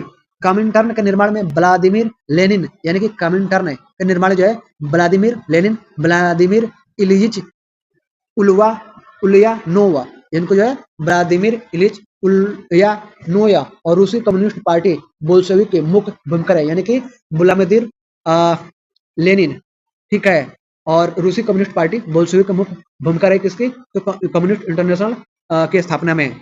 एम एन रॉय जो है लेनिन के निमंत्रण पर मॉस्को गए थे और एम एन रॉय जो है लेनिन के निमंत्रण पर मॉस्को गए थे तथा कम्युनिस्ट इंटरनेशनल के सदस्य बने, तथा कम्युनिस्ट इंटरनेशनल के जो सदस्य बने। कम्युनिस्ट इंटरनेशनल के सदस्य बनने वाले वे पहले भारतीय थे और कम्युनिस्ट इंटरनेशनल के सदस्य बनने वाले वे पहले भारतीय थे। रॉलेट एक्ट और जालियांवाला बाग हत्याकांड 1919, रॉलेट एक्ट और जालियांवाला बाग हत्याकांड 1919 के बारे में पढ़ेंगे। रॉलेट एक्ट भारत में लागू किया गया था, रॉलेट एक्ट भारत में लागू किया गया था, तो राइट आंसर आपका बी है, सन 1919 में किया गया था। भारत में बढ़ रही क्रांतिकारी गतिविधियों को कुचलने के लिए भारत के लिए सरकार जो है वर्ष 1917 में न्यायाधीश सिडनी रॉलेट की अध्यक्षता में एक समिति गठित की। ये न्यायाधीश था सिडनी रॉलेट, तो इसकी अध्यक्षता में जो है 1917 में एक समिति गठित की गई, जिसका उद्देश्य क्या था? आतंकवाद को कुचलने के लिए एक प्रभावी योजना का निर्माण करना। यानी कि उनके लिए भारत के जो भी क्रांतिकारी वीर थे वो अपने देश की आजादी के लिए जो भी मतलब हथकंडे अपना रहे थे, चाहे अंग्रेजों को मारना, चाहे बम फेंकना, ये सब कर रहे थे, चाहे आंदोलन करना, तो उनके अनुसार जो है ना ये आतंकवादी थे, ये थे विदेशी और यहाँ पर रह रहे थे, यहाँ के लोगों को लूट रहे थे, पाट रहे थे, पीट रहे थे, फांसी चढ़ा रहे थे, पूरा अत्याचार कर रहे थे। और यहाँ के लोग जब उसके बदले में विरोध कर रहे थे, तो यहाँ के लोग उनके अनुसार आतंकवादी हो गए। क्या बात है, क्या हरामीपन है, क्या नौटंकी है, इनको कुत्ते की तरह मारना चाहिए अंग्रेजों को। इनके सुझाव पर मार्च 1919 में पारित विधेयक रॉलेट एक्ट के नाम से जाना गया। और इसी हरामी, ये हरामी न्यायाधीश है, ये न्यायाधीश बना है सिडनी रॉलेट। इसी के सुझाव पर मार्च 1919 में पारित विधेयक जो है रॉलेट एक्ट के नाम से जाना गया। रॉलेट अधिनियम के द्वारा जो है अंग्रेजी सरकार जिसको चाहे जब तक चाहे बिना मुकदमा चलाए अधिकतम 2 वर्ष तक जेल में बंद रख सकती थी। यानी कि बिना किसी कानून के, बिना किसी मतलब सुनवाई के, जिसको चाहे जब चाहे कहीं से भी उठा सकती है, पकड़ सकती है, पकड़कर 2 साल तक जेल में बंद करके उसकी ठुकाई कर सकती है। इसलिए इस कानून को जो है बिना वकील, बिना अपील, बिना दलील का कानून का, यानी कि आप वकील भी नहीं रख सकते, अपील भी नहीं करेंगे और आपकी दलील सलील कुछ नहीं सुनी जाएगी। सीधे उठाओ और जिसको मर्जी उससे उठाओ, ले जाकर जेल में डाल दो, उसको पीटो, चाहे जो मर्जी सजा दो, कोई सुनने वाला, कोई कुछ करने वाला नहीं था। ये हरामी अंग्रेज थे। रॉलेट एक्ट का भारतीय राष्ट्रीय कांग्रेस ने विरोध किया क्योंकि इसका लक्ष्य था, रॉलेट एक्ट का भारतीय राष्ट्रीय कांग्रेस ने विरोध किया क्योंकि इसका लक्ष्य था कि व्यक्तिगत स्वतंत्रता को सीमित करना, यानी कि व्यक्तिगत स्वतंत्रता को क्या है कि सीमित करना और आंदोलन को कमजोर करना। इससे क्या होगा, लोग डर जाएंगे, आंदोलन नहीं करेंगे। ठीक है, चलिए आगे बढ़ते हैं। मार्च 1919 में केंद्रीय विधान परिषद से पास हुआ विधेयक रॉलेट एक्ट से नाम से जाना गया। यानी कि 1919 में जो है केंद्रीय विधान परिषद से ये पास हो गया विधेयक और रॉलेट एक्ट के नाम से जाना गया, जिसके अनुसार जो है अंग्रेज सरकार जिसको चाहे जब तक चाहे बिना मुकदमा चलाए अधिकतम 2 वर्ष तक जेल में बंद रख सकती थी। ठीक है, इस कानून द्वारा व्यक्तिगत स्वतंत्रता को सीमित किया गया था और साथ ही साथ जो भी भारत में आंदोलन कर रहे थे उन आंदोलनों को कमजोर करने की ये सब साजिश थी। प्रथम विश्व युद्ध के दौरान किस ब्रिटिश नीति का उद्देश्य भारत में असहमति को दबाना और नागरिक स्वतंत्रता को कम करना था? प्रथम विश्व युद्ध के दौरान जो है ब्रिटिश नीति का उद्देश्य जो है भारत में असहमति को दबाना, यानी कि भारत में जो है असहमति को दबाना और नागरिक स्वतंत्रता को कम करना था। तो सी रॉलेट एक्ट। रॉलेट एक्ट को मार्च 1919 में पारित किया गया था, परंतु रॉलेट एक्ट के बीज 1915 में बोए गए थे, जब प्रथम विश्व युद्ध के दौरान उपनिवेश विरोधी गतिविधियों पर अंकुश लगाने के लिए दमनकारी भारत रक्षा अधिनियम लागू किया गया था। रॉलेट एक्ट को जो है मार्च 1919 में पारित किया गया था, परंतु रॉलेट एक्ट के बीज 1915 में बोए गए थे। रॉलेट एक्ट के बीज जो है 1915 में बोए गए थे, जब प्रथम विश्व युद्ध के दौरान जो है उपनिवेश विरोधी गतिविधियों पर जो है ना, प्रथम विश्व जब युद्ध हो रहा था तो उपनिवेश जो है ना वो यहाँ पर रह रहे थे भारत में, उनके लिए क्या था, उपनिवेश था। तो उपनिवेश विरोधी गतिविधियों पर अंकुश लगाने के लिए दमनकारी भारत रक्षा अधिनियम लागू किया गया था। तब विकल्प सी सही है। जालियांवाला बाग नरसंहार किस गांधीवादी सत्याग्रह के संबंध में हुआ? जालियांवाला बाग नरसंहार किस गांधीवादी सत्याग्रह के संबंध में हुआ था? तो आपका राइट आंसर बी, रॉलेट सत्याग्रह। अखिल भारतीय राजनीति में गांधी जी का पहला साहसिक कदम रॉलेट एक्ट के विरुद्ध सत्याग्रह था। यानी कि अखिल भारतीय राजनीति में जो है गांधी जी का पहला साहसिक कदम रॉलेट एक्ट के विरुद्ध जो है सत्याग्रह था। रॉलेट एक्ट मार्च 1919 में लागू किया गया था और ये जो है मार्च 1919 में लागू किया गया था, जिसके विरुद्ध जो है गांधी जी ने 6 अप्रैल 1919 से यानी मार्च में लागू किया गया और अप्रैल में 6 अप्रैल 1919 को देशव्यापी हड़ताल का आयोजन कराया था। जालियांवाला बाग में 13 अप्रैल को, 6 अप्रैल से शुरू हो गया और 13 अप्रैल को जालियांवाला बाग में जो है 1919 को शांतिपूर्ण जनसभा में ब्रिगेडियर जनरल तथा जनरल डायर ने नृशंस नरसंहार किया था। जालियांवाला बाग में हजारों लोगों को यानी कि मारा गया था। चलिए आगे बढ़ते हैं। जालियांवाला बाग हत्याकांड हुआ, जालियांवाला बाग हत्याकांड हुआ तो आपका सी 13 अप्रैल 1919 को हुआ। अमृतसर के जालियांवाला बाग में भीड़ क्राउड का दमन हुआ। अमृतसर के जालियांवाला बाग में भीड़ क्राउड का दमन हुआ तो बी 13 अप्रैल 1919 को, 13 अप्रैल 1919 को। वर्ष 1919 भारतीय इतिहास से संबंधित है। वर्ष 1919 जो है भारतीय इतिहास से संबंधित है तो आपका भी जालियांवाला बाग त्रासदी से, जालियांवाला बाग त्रासदी से संबंधित है। जालियांवाला बाग में प्रदर्शन के लिए क्यों लोग जमा हुए थे? जालियांवाला बाग में प्रदर्शन के लिए क्यों लोग जमा हुए थे? तो right answer B, right answer B आपका सही है। किचलू तथा सत्यपाल के बंदी बनाने के विरोध में प्रदर्शन करना, यानी सत्यपाल किचलू, यानी कि किचलू और सत्यपाल को जो है क्या हुआ था, अंग्रेज बंदी बना लिए थे। तो इसी के विरोध में प्रदर्शन करने के लिए सब हुआ था।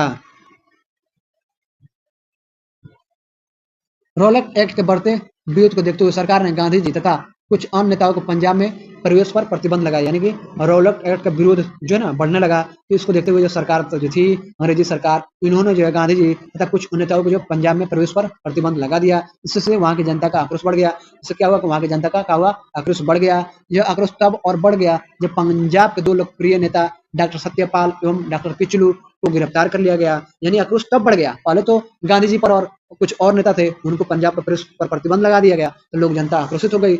और आक्रोश तब और बढ़ गया जब वहां के जो दो लोकप्रिय नेता थे डॉक्टर सत्यपाल और किचलू, उनको गिरफ्तार कर लिए अंग्रेजी सरकार ने। तो और भी आक्रोश बढ़ गया, बढ़ ही जाएगा ये भाई। इस गिरफ्तारी और रोलक एक्ट का विरोध करने के लिए लोगों ने जो है अमृतसर के जालियावाला बाग में एक विशाल सभा का आयोजन किया। यानी कि जो है लोग विरोध करने के लिए जो है अमृतसर के जालियावाला बाग में एक विशाल सभा का आयोजन किया। तो क्या हुआ कि इसी बाग में 13 अप्रैल 1919 को शांतिपूर्ण जनसभा हो रहा था, शांतिपूर्ण जनसभा। तो इसमें क्या हुआ कि ब्रिगेडियर जनरल डायर था हारामी, वो हारामी ने जो है नरसंहार करवाया था, उसी हारामी ने। ये हारामी सब थे। रविन्द्रनाथ टैगोर ने अपनी नाइटहुड उपाधि किस कारण त्याग दी? रविन्द्रनाथ टैगोर जो है अपनी नाइटहुड उपाधि किस कारण त्याग दी? तो सी जालियावाला बाग हत्याकांड। रविन्द्रनाथ टैगोर ने अपनी नाइटहुड उपाधि किस कारण त्याग दी? तो जालियावाला बाग हत्याकांड।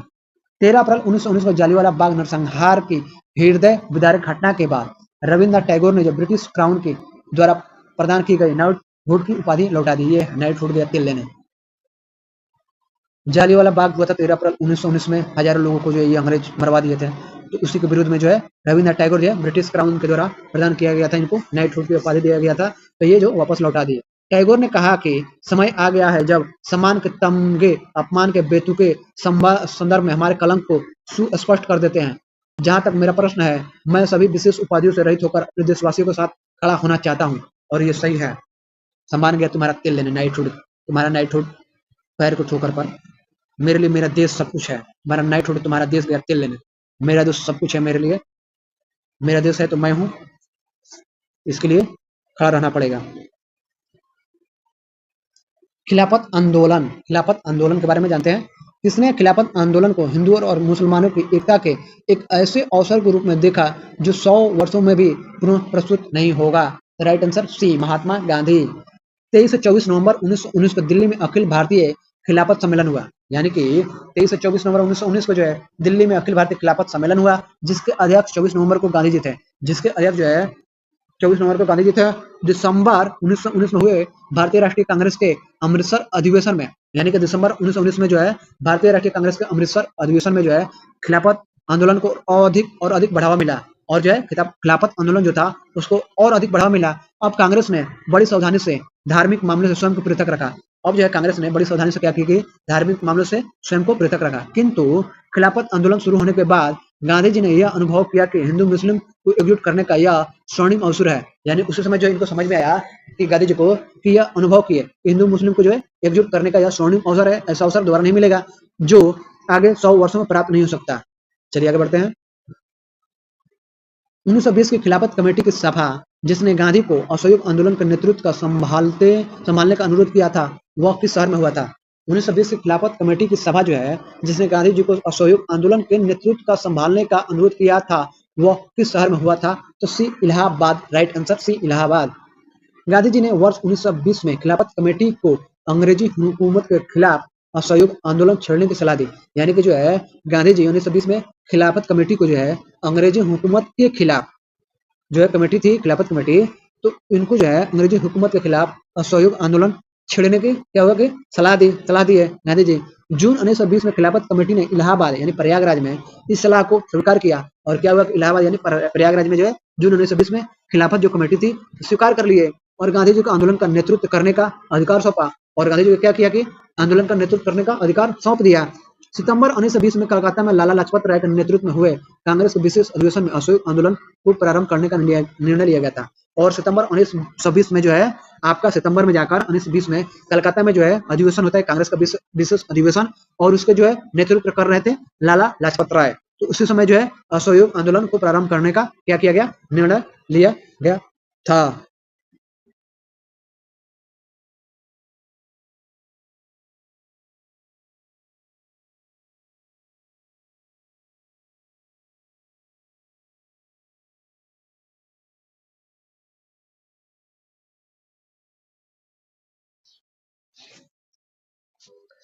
1920 की खिलाफत कमेटी की सभा जिसने गांधी को असहयोग आंदोलन के नेतृत्व का संभालने का अनुरोध किया था वह किस शहर में हुआ था?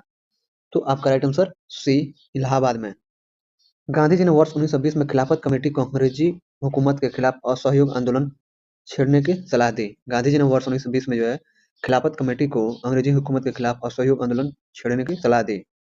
जून 1920 में खिलाफत कमेटी ने इलाहाबाद प्रयागराज में इस सलाह को स्वीकार किया और जून 1920 में जो है खिलाफत कमेटी ने इलाहाबाद यानी प्रयागराज में इस सलाह को क्या किया, स्वीकार किया और गांधी जी को आंदोलन का नेतृत्व करने का अधिकार सौंपा और गांधी जी को जो है नेतृत्व करने का अधिकार सौंपा। सितंबर 1920 में कलकत्ता में लाला लाजपत राय के नेतृत्व में हुए कांग्रेस के विशेष अधिवेशन में असहयोग आंदोलन को प्रारंभ करने का निर्णय लिया गया और सितंबर जो है ना 1920 में कोलकाता में कांग्रेस का विशेष अधिवेशन हो रहा था, विशेष अधिवेशन। तो उसमें जो है अध्यक्ष कौन थे? तो आपके नेतृत्व कर रहे थे अध्यक्ष थे लाला लाजपत राय। तो उसी अधिवेशन में जो है असहयोग आंदोलन को प्रारंभ करने का क्या किया गया, निर्णय लिया गया। महात्मा गांधी ने खिलाफत आंदोलन का समर्थन क्यों किया? महात्मा गांधी ने खिलाफत आंदोलन का सहयोग जो है समर्थन क्यों किया? तो राइट आंसर आपका बी। गांधी जी ने अंग्रेजों के खिलाफ अपने आंदोलन में भारतीय मुसलमानों का सहयोग प्राप्त करना चाहा था। गांधी जी जो है अंग्रेजों के खिलाफ अपने आंदोलन में भारतीय मुसलमानों का सहयोग प्राप्त करना चाहते थे, इसलिए जो है महात्मा गांधी खिलाफत आंदोलन का समर्थन किए थे। चलिए आगे देखते हैं। अंग्रेजों द्वारा तुर्की साम्राज्य का विभाजन करने के विरुद्ध खिलाफत आंदोलन प्रारंभ हुआ। अंग्रेजों द्वारा जो है तुर्की साम्राज्य का विभाजन यानी तुर्की साम्राज्य जो था उसका विभाजन करने का विरोध जो है के विभाजन करने के विरुद्ध जो है क्या हुआ, खिलाफत आंदोलन प्रारंभ हुआ अंग्रेजों के विरोध में। 23 से 24 नवंबर 1919 को दिल्ली में हुए अखिल भारतीय खिलाफत सम्मेलन में 24 नवंबर 1919 को गांधी जी को इस सम्मेलन का अध्यक्ष बनाया गया। यानी कि 23 से 24 नवंबर 1919 को क्या हुआ, दिल्ली में अखिल भारतीय खिलाफत सम्मेलन हुआ, जिसमें जो है 24 नवंबर 1919 को जो है गांधी जी को इस सम्मेलन का क्या किया गया, अध्यक्ष बनाया गया। दिसंबर 1919 में हुए भारतीय राष्ट्रीय कांग्रेस के अमृतसर अधिवेशन में खिलाफत आंदोलन को और अधिक बढ़ावा मिला और दिसंबर जो है 1919 में हुए भारतीय राष्ट्रीय कांग्रेस के अमृतसर अधिवेशन में हुआ और उसमें जो है खिलाफत आंदोलन को और अधिक बढ़ावा मिला। गांधी जी ने इसे हिंदू मुस्लिम एकता के एक ऐसे स्वर्णिम अवसर के रूप में देखा। गांधी जी जो है इसे जो है हिंदू मुस्लिम एकता के एक ऐसे स्वर्णिम अवसर के रूप में देखा जो आगे 100 वर्षों में भी प्राप्त नहीं हो सकता।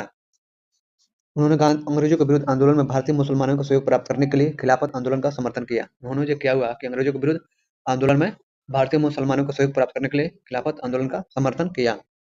किस घटना ने खिलाफत आंदोलन के लिए उत्प्रेरक का काम किया? किस घटना ने खिलाफत आंदोलन के लिए उत्प्रेरक का काम किया? तो राइट आंसर आपका बी, वर्साई की संधि। खिलाफत आंदोलन का तत्कालिक मुद्दा जो है प्रथम विश्व युद्ध के बाद ऑटोमन साम्राज्य पर कठोर जो है शांति शर्तें लगाए जाने की आशंका और मुस्लिम जगत में सम्मानित खलीफा के पद और उसके अधिकारों की रक्षा था। खिलाफत आंदोलन का तत्कालिक मुद्दा जो है वो था प्रथम विश्व युद्ध के बाद ऑटोमन साम्राज्य पर कठोर शांति शर्तें लगाए जाने की आशंका और मुस्लिम जगत में सम्मानित खलीफा के पद और उसके अधिकारों की रक्षा था। यानी कि खिलाफत आंदोलन का तत्कालिक मुद्दा क्या था कि प्रथम विश्व युद्ध के बाद, यानी कि प्रथम विश्व युद्ध के बाद जो है ऑटोमन साम्राज्य पर कठोर शांति शर्तें लगाए जाने की आशंका और मुस्लिम जगत में सम्मानित खलीफा के पद और उसके अधिकारों की रक्षा था। इस कारण से है जो अंग्रेजों के विरुद्ध जो है ये लोग खिलाफत आंदोलन शुरू किए थे। इसी संदर्भ में बम्बई में मार्च 1919 में खिलाफत समिति बनाई गई। इसी संदर्भ में जो है बम्बई में मार्च 1919 में क्या हुआ कि खिलाफत समिति बनाई गई। खिलाफत के समर्थक मुसलमानों को विश्वास था कि ऑटोमन साम्राज्य के साथ मित्र राष्ट्रों द्वारा नरमी बरती जाएगी। यानी कि खिलाफत के समर्थक जो थे मुसलमानों को विश्वास था कि ऑटोमन साम्राज्य के साथ मित्र राष्ट्रों द्वारा नरमी जो है बरती जाएगी, मित्र राष्ट्रों द्वारा नरमी बरती जाएगी ऑटोमन साम्राज्य यानी तुर्की के साथ। लेकिन जर्मनी के साथ जून 1919 में मित्र राष्ट्रों द्वारा की गई वर्साई की अपमानजनक संधि ने इसका भ्रम तोड़ दिया। लेकिन क्या हुआ कि जर्मनी के साथ जो है जून 1919 में मित्र राष्ट्रों द्वारा की गई वर्साई की अपमानजनक संधि हुआ। इससे क्या हुआ, इनका जो है भ्रम टूट गया और भारत में खिलाफत जो है आंदोलन तीव्र हो गया ताकि तुर्की के पवित्र स्थानों और खलीफा के पद की रक्षा की जाए। यहाँ पर जो खिलाफत आंदोलन हो रहा था उससे इनका ये मकसद था कि तुर्की के पवित्र स्थानों और खलीफा के पद की रक्षा जो है किया जा सके। हालांकि वर्साई की संधि का सीधा संबंध ऑटोमन साम्राज्य से नहीं था। हालांकि जो है वर्साई की संधि का जो सीधा संबंध ऑटोमन साम्राज्य से तो नहीं था, किंतु इसने भारत में खलीफा के पद और ऑटोमन साम्राज्य के भविष्य को लेकर भारत में खिलाफत आंदोलन को प्रभावित किया था। किंतु जो है भारत में खलीफा के पद और ऑटोमन साम्राज्य के भविष्य को लेकर भारत में खिलाफत आंदोलन को प्रभावित किया था। वो वहां रहा था और यहाँ पर नाच रहे थे। यहाँ पर कुछ करने से कुछ होने वाला नहीं था और इतना ही था तो वहीं चले जाते तुर्की में, वहीं पर करते। असहयोग आंदोलन खिलाफत करते वहीं पर सारे मुस्लिम चले जाते हैं। भारतीय किसानों के इतिहास में संगठित असहयोग का प्रथम उदाहरण कहाँ घटित हुआ था? भारतीय किसानों के इतिहास में संगठित असहयोग का प्रथम उदाहरण कहाँ घटित हुआ था? तो ए बिहार और बंगाल में, बिहार और बंगाल में। भारतीय किसानों के इतिहास में संगठित असहयोग का प्रथम उदाहरण बिहार और बंगाल में घटित हुआ। भारतीय किसानों के इतिहास में संगठित असहयोग का प्रथम उदाहरण बिहार और बंगाल में घटित हुआ। भारतीय राष्ट्रीय कांग्रेस ने असहयोग आंदोलन किस वर्ष प्रारंभ किया था? भारतीय राष्ट्रीय कांग्रेस ने जो है असहयोग आंदोलन जो है किस वर्ष प्रारंभ किया था? तो सी 1920 ईस्वी में। सितंबर 1920 में कलकत्ता में कांग्रेस के विशेष अधिवेशन में पास हुए असहयोग संबंधी प्रस्ताव की दिसंबर 1920 में नागपुर में हुए कांग्रेस के वार्षिक अधिवेशन में पुष्टि कर दी गई। यानी कि सितंबर 1920 में जो है कलकत्ता में कांग्रेस का विशेष अधिवेशन हुआ, ठीक है, तो उसमें अधिवेशन में पास हुए असहयोग संबंधी प्रस्ताव की दिसंबर 1920 में जो है नागपुर में हुए कांग्रेस के वार्षिक अधिवेशन में पुष्टि कर दिया गया। 1 अगस्त 1920 को गांधी जी के नेतृत्व में असहयोग आंदोलन की औपचारिक शुरुआत हुई और 1 अगस्त 1920 को जो है क्या हुआ कि गांधी जी के नेतृत्व में असहयोग आंदोलन की औपचारिक क्या हुआ कि शुरुआत हुई। जी ने असहयोग आंदोलन कब प्रारंभ किया? गांधी जी जो है असहयोग आंदोलन कब प्रारंभ किए? तो राइट आंसर ए 1920 में, 1920 में राइट आंसर है। किस घटना के बाद महात्मा गांधी ने असहयोग आंदोलन को अपनी हिमालय जैसी भूल बताई थी? तो ए चौरी चौरा। किस घटना के बाद जो है महात्मा गांधी ने असहयोग आंदोलन को अपनी हिमालय जैसी भूल बताई थी?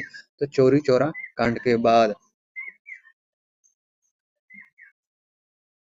चौरी चौरा जो है उत्तर प्रदेश के गोरखपुर जिले में एक कस्बा है। चौरी चौरा जो है उत्तर प्रदेश में गोरखपुर जिले में एक कस्बा है।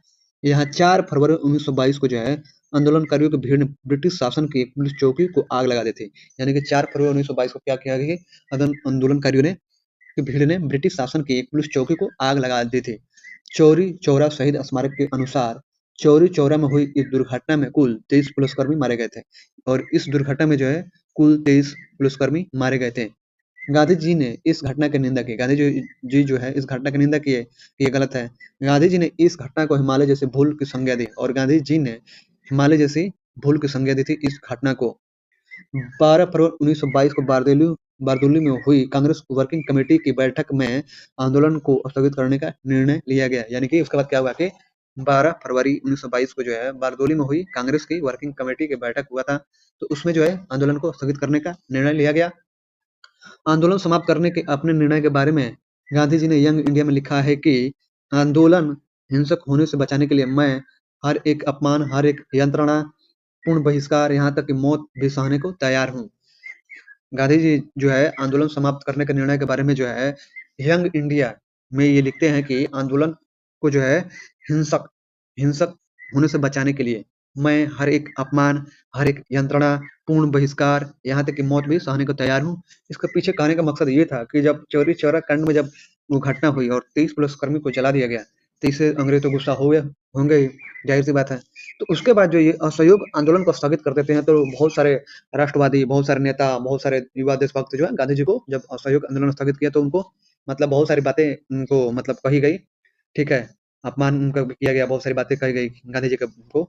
तो उसके पीछे कारण है कि वो लोग नहीं समझ पा रहे थे। लेकिन ये गांधी जी समझ गए थे कि ये जो हुआ है चौरी चौरा कांड, इसका परिणाम क्या होगा अगर असहयोग आंदोलन को रद्द किया नहीं किया गया या स्थगित नहीं किया गया तो।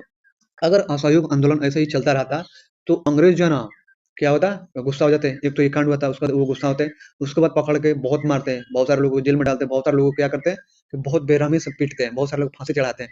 इससे क्या होता है कि आंदोलन में आए हुए लोगों के साथ क्या होता है कि उनका जो है नहीं होता है कि ये सब कर्म होने के बाद, ये सब कांड होने के बाद लोगों का धीरे धीरे विश्वास कम हो जाता है और उन्हें लगता है कि भाई असहयोग या कोई भी आंदोलन करने से कोई फायदा नहीं है, जब भी करेंगे ये अंग्रेज उसका दमन कर देंगे, इसलिए कोई फायदा नहीं होगा।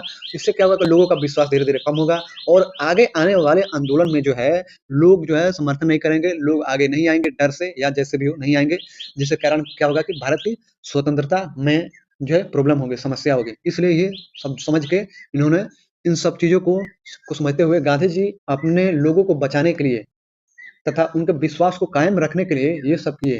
क्योंकि अंग्रेज जब मारना पीटना और पकड़ कर जेल में बंद करना और फांसी लटकाना शुरू कर देते तो लोग क्या होता है लोगों में डर का माहौल, उनके अंदर एक विश्वास हो जाता कि भाई कुछ भी करो ये अंग्रेज जो है ना, ये अंग्रेजों से मुक्ति नहीं मिल पाएगी, अंग्रेजों से आज़ादी नहीं मिल पाएगी, तो इसलिए आज़ादी करना ही बेकार है।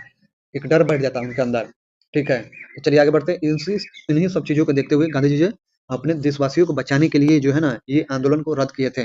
और वो बोल रहे हैं कि मैं हर एक अपमान, यानी कि जितने भी अपमान है मैं सहने के लिए तैयार हूँ। हर एक यंत्रणा, यानी जो भी आप मुझे सज़ा देंगे उसको भी पूर्ण बहिष्कार मेरा करेंगे, या उसका भी, और यहाँ तक कि मौत भी सहने को तैयार हूँ। इसलिए कि एक व्यक्ति जो है, उस जब इन बातों को समझता है अच्छी तरह से, बाकी लोग नहीं समझते हैं, तो वो देश के लिए ये सारी चीज़ें सहने के लिए तैयार रहता है।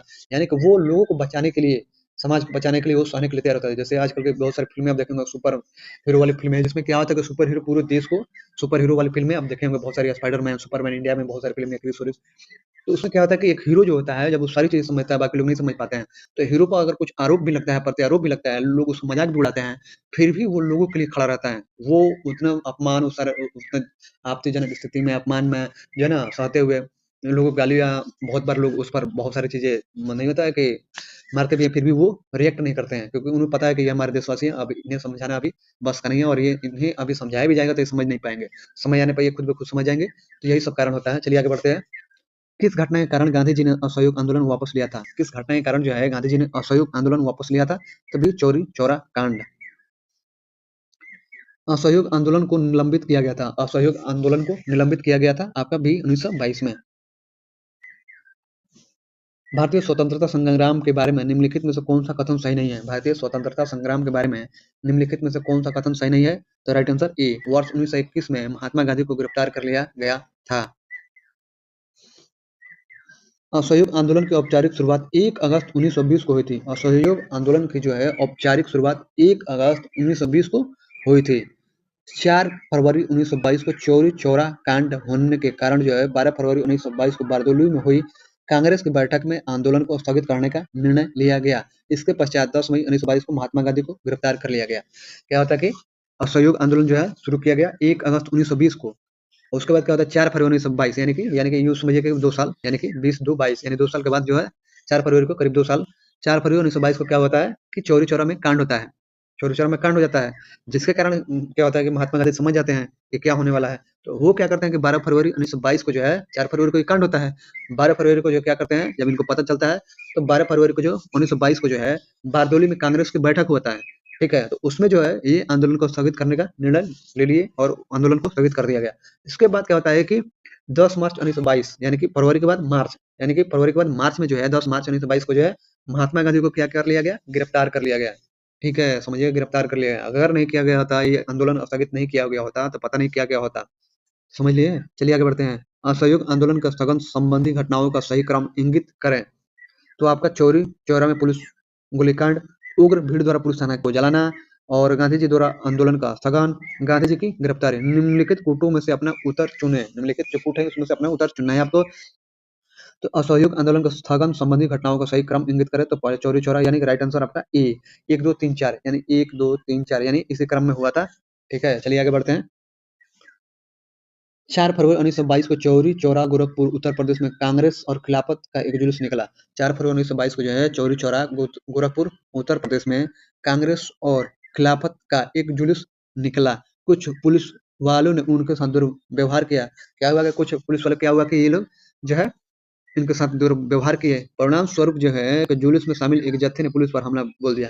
परिणाम स्वरूप क्या हुआ कि पुलिस में जुलूस में शामिल एक जत्था था, जिसने पुलिस पर हमला बोल दिया। तो क्या हुआ कि पुलिस ने गोली चलाई, पुलिस ने गोली चला दी। तो फलतः क्या होगा, भीड़ उत्तेजित हो गई, भीड़ जो है उत्तेजित हो गई और पुलिस पर हमला बोल दिया। सिपाही भागकर थाने में घुसे, सिपाही जो है भागकर थाने में घुसे, तो भीड़ ने थाने में आग लगा दी। भीड़ जो है ना, थाने में आग लगा दी। इस घटना की खबर मिलने के उपरांत गांधी जी ने आंदोलन को वापस लेने का निश्चय किया। और इस घटना की खबर मिलने के बाद क्या हुआ कि गांधी जी जो है आंदोलन को वापस लेने का निश्चय कर लिया। 12 फरवरी 1922 को बारदोली में हुए कांग्रेस वर्किंग वर्किंग कमेटी की बैठक में आंदोलन को स्थगित करने किए जाने का निर्णय लिया गया। 12 फरवरी जो है 1922 को बारदोली में क्या हुआ, कांग्रेस का वर्किंग कमेटी का बैठक हुआ। तो उसमें जो क्या किया गया, आंदोलन को स्थगित करने का निर्णय लिया गया। सरकार ने इस स्थिति का फायदा उठाकर 10 मार्च, सरकार भी इस स्थिति का फायदा उठाकर क्या की कि 10 मार्च 1922 को उन्हें गिरफ्तार कर, यानी कि महात्मा गांधी को, और कर उन्हें 18 मार्च 1922 से 6 वर्ष की सजा दी। यानी कि 18 मार्च को मतलब वो मुकदमा चला इन पर, और 18 मार्च को जो है 1922 से क्या हुआ कि 6 वर्ष की सजा दी। इस प्रकार विकल्प ए सही उत्तर है। लेकिन बीच में क्या हुआ कि महात्मा गांधी को 6 वर्ष का सजा तो दिया गया, लेकिन बीच में इनकी तबीयत खराब हो गई, तो अंग्रेजों को छोड़ना पड़ा डर के कारण, कि अगर महात्मा गांधी को कुछ हो गया तो ये देशवासी अंग्रेजों का क्या करेंगे वही समझते थे, इस कारण से बीच में इनको छोड़ दिया गया, 6 वर्ष की सजा पूरा नहीं हुआ था। 9 फरवरी 1922 में पुलिस चौकी में आग लगाने की घटना से संबंधित चौरी चौरा किस राज्य में है? तो आपका right answer D Uttar Pradesh में है। नगरों में असहयोग आंदोलन के संबंध में निम्नलिखित में से कौन सा कथन सही नहीं है? नगरों में जो है असहयोग आंदोलन के संबंध में निम्नलिखित में से कौन सा कथन सही नहीं है? तो आपका राइट आंसर आपका ई हो जाएगा, 1 और 2 यानी कि ए और बी। राइट आंसर आपका सही नहीं पूछ रहा है, तो ये दोनों सही नहीं है। आंदोलन में केवल उच्च जातियों और अमीरों ने भाग लिया, तो ये गलत है। मद्रास के जस्टिस पार्टी द्वारा भी काउंसिल के चुनाव का बहिष्कार किया गया, ये भी गलत है। ठीक है, सही नहीं पूछ रहा है, तो ये 1 और 2 जो है सही नहीं है। चलिए आगे बढ़ते हैं। 1 अगस्त 1920 को असहयोग आंदोलन की औपचारिक शुरुआत हुई। 1 अगस्त 1920 को जो असहयोग आंदोलन की औपचारिक शुरुआत हुई, इसमें हजारों छात्रों ने सरकारी नियंत्रण वाले स्कूलों को छोड़ दिया। इसमें जो है हजारों छात्रों ने सरकारी नियंत्रण वाले स्कूलों को क्या हुआ कि छोड़ दिए। प्रिंसिपल जो थे स्कूलों के और शिक्षक जो टीचर जो थे त्याग पत्र दे दिए और वकीलों ने अपनी वकालत छोड़ दी। इस आंदोलन में शहर एवं ग्रामीण दोनों ही क्षेत्र के लोग शामिल थे। जो पूछा नहीं था सिर्फ शहर के लोग शामिल थे तो गलत था, तो वही बता रहा है यहाँ पर कि इस आंदोलन में शहर और ग्रामीण क्षेत्र दोनों दोनों ही क्षेत्र के लोग शामिल थे और यह अब तक के स्वतंत्रता आंदोलन का सबसे बड़ा जन आंदोलन था। और यह जो है अब तक के स्वतंत्रता आंदोलन का सबसे बड़ा जन आंदोलन था। इस समय हुए काउंसिल के चुनाव में मद्रास के जस्टिस पार्टी ने भाग लिया तथा 63 सीटों पर जीत दर्ज की। इस समय जो है काउंसिल के चुनाव हुए तो मद्रास के जस्टिस पार्टी ने भाग लिया तथा 63 सीटों पर जीत दर्ज की असहयोग आंदोलन के समय। भारतीय स्वतंत्रता संग्राम के बारे में निम्नलिखित में से कौन सा कथन सही नहीं है? तो राइट आंसर आपका ए। वर्ष 1921 में महात्मा गांधी को गिरफ्तार कर लिया गया था, ये गलत है। 1921 में गिरफ्तार नहीं किया गया था। असहयोग आंदोलन की औपचारिक शुरुआत 1 अगस्त 1920 को हुई थी। असहयोग आंदोलन की जो है औपचारिक शुरुआत 1 अगस्त 1920 को हुई थी। 4 फरवरी 1922 को जो है चौरी चौरा कांड होने के कारण जो है 12 फरवरी 1922 को बारदोली में कांग्रेस वर्किंग कमेटी की बैठक हुई और बैठक में जो है आंदोलन को स्थगित करने का निर्णय लिया गया।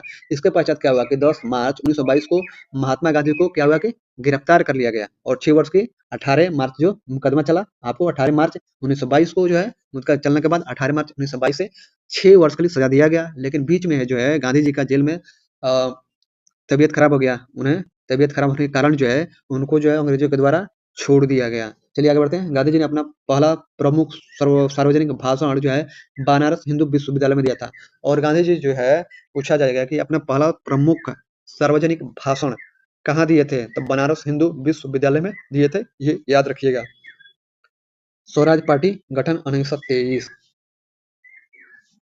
सी आर दास और मोतीलाल नेहरू ने कांग्रेस के भीतर स्वराज पार्टी किस उद्देश्य से बनाई थी? सी आर दास और मोतीलाल नेहरू ने कांग्रेस के भीतर जो है स्वराज पार्टी किस उद्देश्य से बनाई थी? तो सी राज्य परिषदों के चुनाव में भाग लेने हेतु, यानी कि राज्य परिषद जो था उसके चुनाव में भाग लेने के लिए जो है सी आर दास और मोतीलाल नेहरू जो है कांग्रेस के भीतर स्वराज पार्टी को क्या बने थे? बनाए थे। चलिए आगे देखते हैं एक्सप्लेनेशन। 31 दिसंबर 1922 को गया में महाराजा टिकरी के निवास स्थान पर हुई बैठक में कांग्रेस के अंदर ही एक नई पार्टी कांग्रेस खिलाफत स्वराज पार्टी के गठन की घोषणा की गई। यानी कि 31 दिसंबर 1922 को क्या किया गया कि गया में आपका महाराजा टिकरी के निवास स्थान पर बैठक हुआ, कांग्रेस के बैठक हुआ तो उसमें जो है कांग्रेस के अंदर ही यानी कांग्रेस जो पार्टी है उसके अंदर ही एक नई पार्टी कांग्रेस खिलाफत स्वराज पार्टी के गठन की घोषणा किया गया। वर्ष 1923 में कांग्रेस खिलाफत स्वराज पार्टी यानी स्वराज पार्टी का गठन किया गया और बैठक तो हुआ 1922 में। 23 में इस पार्टी का यानी कांग्रेस खिलाफत स्वराज पार्टी जिसको स्वराज पार्टी कहा जाता है 1930 में इसका क्या हो गया गठन किया गया तथा 20 से 22 फरवरी 1923 को यानी कि 20 से 22 फरवरी 1923 को जो है इलाहाबाद यानी वर्तमान प्रयागराज में इस नवगठित पार्टी की समान बैठक आयोजित हुई। यानी कि इस पार्टी की जो है नवगठित पार्टी की समान बैठक आयोजित हुई जिसमें जो है पार्टी के कार्यक्रम और संविधान को मंजूरी दी गई। जिसमें जो है पार्टी के कार्यक्रम क्या होगा उसका संविधान क्या होगा इसकी मंजूरी दी गई। साथ ही पार्टी को नया नाम स्वराज पार्टी दिया गया। साथ ही क्या किया गया कि कांग्रेस खिलाफत स्वराज पार्टी जो था इतना बड़ा नाम उसको शॉर्ट करके क्या कर दिया गया स्वराज पार्टी नाम कर दिया गया नया नाम। सी आर दास इसके अध्यक्ष तथा मोतीलाल नेहरू इसके महासचिव बने और सी आर दास जो है इसके अध्यक्ष बने तथा मोतीलाल नेहरू इसके क्या बने महासचिव बने थे। यह पार्टी जो है कांग्रेस के भीतर ही रहते हुए परिषदों के चुनाव लड़ने के उद्देश्य से गठित की गई थी। यह जो पार्टी है कांग्रेस के भीतर ही रहते हुए परिषदों के चुनाव लड़ने के उद्देश्य से गठित की गई थी। इसने राज्य परिषदों के साथ केंद्रीय विधान परिषद के चुनाव में भी प्रतिभाग किया। इसने जो है राज्य परिषदों के साथ केंद्रीय विधान परिषद के चुनाव में भी भाग लिया तथा अच्छी सफलता हासिल की तथा अच्छी जो है सफलता हासिल की थी। इनका वास्तविक उद्देश्य इन सभाओं में प्रवेश कर अपनी बात रखना था। इनका वास्तविक उद्देश्य क्या था कि इन जो सभा है, राज्य परिषद हो गया चाहे केंद्र परिषद हो गया, इसमें शामिल होकर अपनी बात रखना था तथा सरकार के साथ असहयोग करना था तथा सरकार के साथ क्या करना था, असहयोग करना था। स्वराज दल की स्थापना असहयोग आंदोलन की असफलता के उपरांत की गई थी और स्वराज दल की स्थापना असहयोग आंदोलन की असफलता के उपरांत की गई थी। यानी कि जब असहयोग आंदोलन स्थगित कर दिया गया उसके बाद जो है स्वराज दल की स्थापना किया गया। तो बहुत सारे जो नेता जो है आपके इस स्वराज दल का क्या हुआ था, विरोध किए थे। ठीक है, बहुत सारे नेता विरोध किए थे। तो आगे चलकर मिलेगा, इसमें अगर दिया होगा तो मिलेगा, नहीं दिया होगा तो देखते हैं। स्वराज दल की स्थापना असफलता के बाद हुई, यानी स्वराज दल की स्थापना जो है असफलता के बाद हुई। तो यानी किसकी असफलता के बाद जो है स्वराज दल की स्थापना हुई, तो आपका राइट आंसर है असहयोग आंदोलन। स्वराज पार्टी का गठन डैश की असफलता के बाद हुआ। स्वराज पार्टी का जो गठन है डैश की असफलता के बाद हुआ, यानी किसकी असफलता के बाद हुआ, तो आपका राइट आंसर असहयोग आंदोलन। स्वराज दल की स्थापना किसने की, स्वराज दल की स्थापना किसने की, तो राइट आंसर है डी, चित्तरंजन दास यानी सी आर दास और मोतीलाल नेहरू। ठीक है, चित्तरंजन दास बोला जाता है तो इनको शॉर्ट में सी आर दास बोला जाता है और मोतीलाल नेहरू। 1923 में स्वराज पार्टी का गठन किसने किया, 1923 में स्वराज पार्टी का गठन किसने किया, तो आपका सी आर दास और मोतीलाल नेहरू, सी आर दास और मोतीलाल नेहरू। वर्ष 1923 में स्वराज पार्टी का गठन एक समूह के रूप में इनमें से किस संगठन में से हुआ था, यानी कि वर्ष 1923 में स्वराज पार्टी का गठन जो है एक समूह के रूप में इनमें से किस संगठन में से हुआ था, तो आपका बी, कांग्रेस से ही हुआ था, क्योंकि ये सभी कांग्रेस के ही सदस्य थे और कांग्रेस के ही भीतर ये इस पार्टी स्वराज पार्टी का गठन किया गया। वर्ष 1923 में स्वराज पार्टी की स्थापना कांग्रेस के एक भाग के रूप में की गई, जिसके अध्यक्ष जो है चित्तरंजन दास बनाए गए और मोतीलाल नेहरू इसके महासचिव बनाए गए। यानी कि चित्तरंजन दास को क्या बनाया गया, अध्यक्ष, और मोतीलाल नेहरू को क्या बनाया गया, महासचिव बनाया गया। कब, तो 1923 में स्वराज पार्टी की स्थापना हुई और ये कांग्रेस के एक भाग के रूप में थी। ठीक है, चलिए आगे बढ़ते हैं। स्वराज आम जनता के लिए होना चाहिए, केवल वर्गों के लिए नहीं, ये प्रसिद्ध सूत्र की घोषणा की। यानी कि स्वराज जो है आम जनता के लिए होना चाहिए, केवल वर्गों के लिए नहीं होना चाहिए। ठीक है, कि प्रसिद्ध सूत्र की घोषणा की किसने, तो ये सी आर दास ने। देशबंधु चित्तरंजन दास यानी सी आर दास ने कहा था स्वराज आम जनता के लिए होना चाहिए, केवल वर्गों के लिए नहीं। यानी कि जो है स्वराज जो है आम जनता के लिए होना चाहिए, केवल वर्गों के लिए नहीं। साइमन कमीशन 1927, साइमन कमीशन जो है 1927, किस कमीशन ने सभी राजनीतिक समूहों और दलों के किसी भी भारतीय सदस्य को शामिल नहीं करने के कारण बेचैनी को बल मिला। किस कमीशन ने सभी राजनीतिक समूहों और दलों के किसी भी भारतीय सदस्य को शामिल नहीं करने के कारण बेचैनी को बल मिला, तो सी, साइमन कमीशन। वर्ष 1927 में ब्रिटिश सरकार ने भारत सरकार अधिनियम 1919 के प्रावधानों की समीक्षा के लिए एक संविधिक आयोग नियुक्त किया।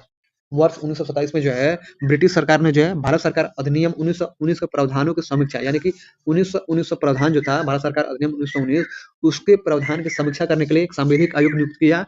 तो अब तो 1927 में, जिसे साइमन कमीशन कहा जाता है। इस आयोग के सभी सातों सदस्य ब्रिटिश थे और इस आयोग के जो है सभी सदस्य जो थे ब्रिटिश थे और इसमें किसी भी भारतीय राजनीतिक दल, समूह या समुदाय के एक भी भारतीय प्रतिनिधि को शामिल नहीं किया गया था। और इसमें जो है किसी भी भारतीय राजनीतिक दल, समूह या समुदाय के एक भी भारतीय प्रतिनिधि को शामिल नहीं किया गया था, जिसके कारण क्या हुआ कि साइमन कमीशन का भारत में विरोध किया गया। साइमन कमीशन पहली बार भारत आया तो बी 1928 में, 27 में इसका गठन हुआ है और 28 में क्या हुआ कि 1919 के भारत सरकार अधिनियम का समीक्षा करने के लिए भारत में ये आए। वर्ष 1919 के मॉन्टेग्यू चेम्सफोर्ड सुधार में 10 वर्ष पर इसकी समीक्षा हेतु एक वैधानिक आयोग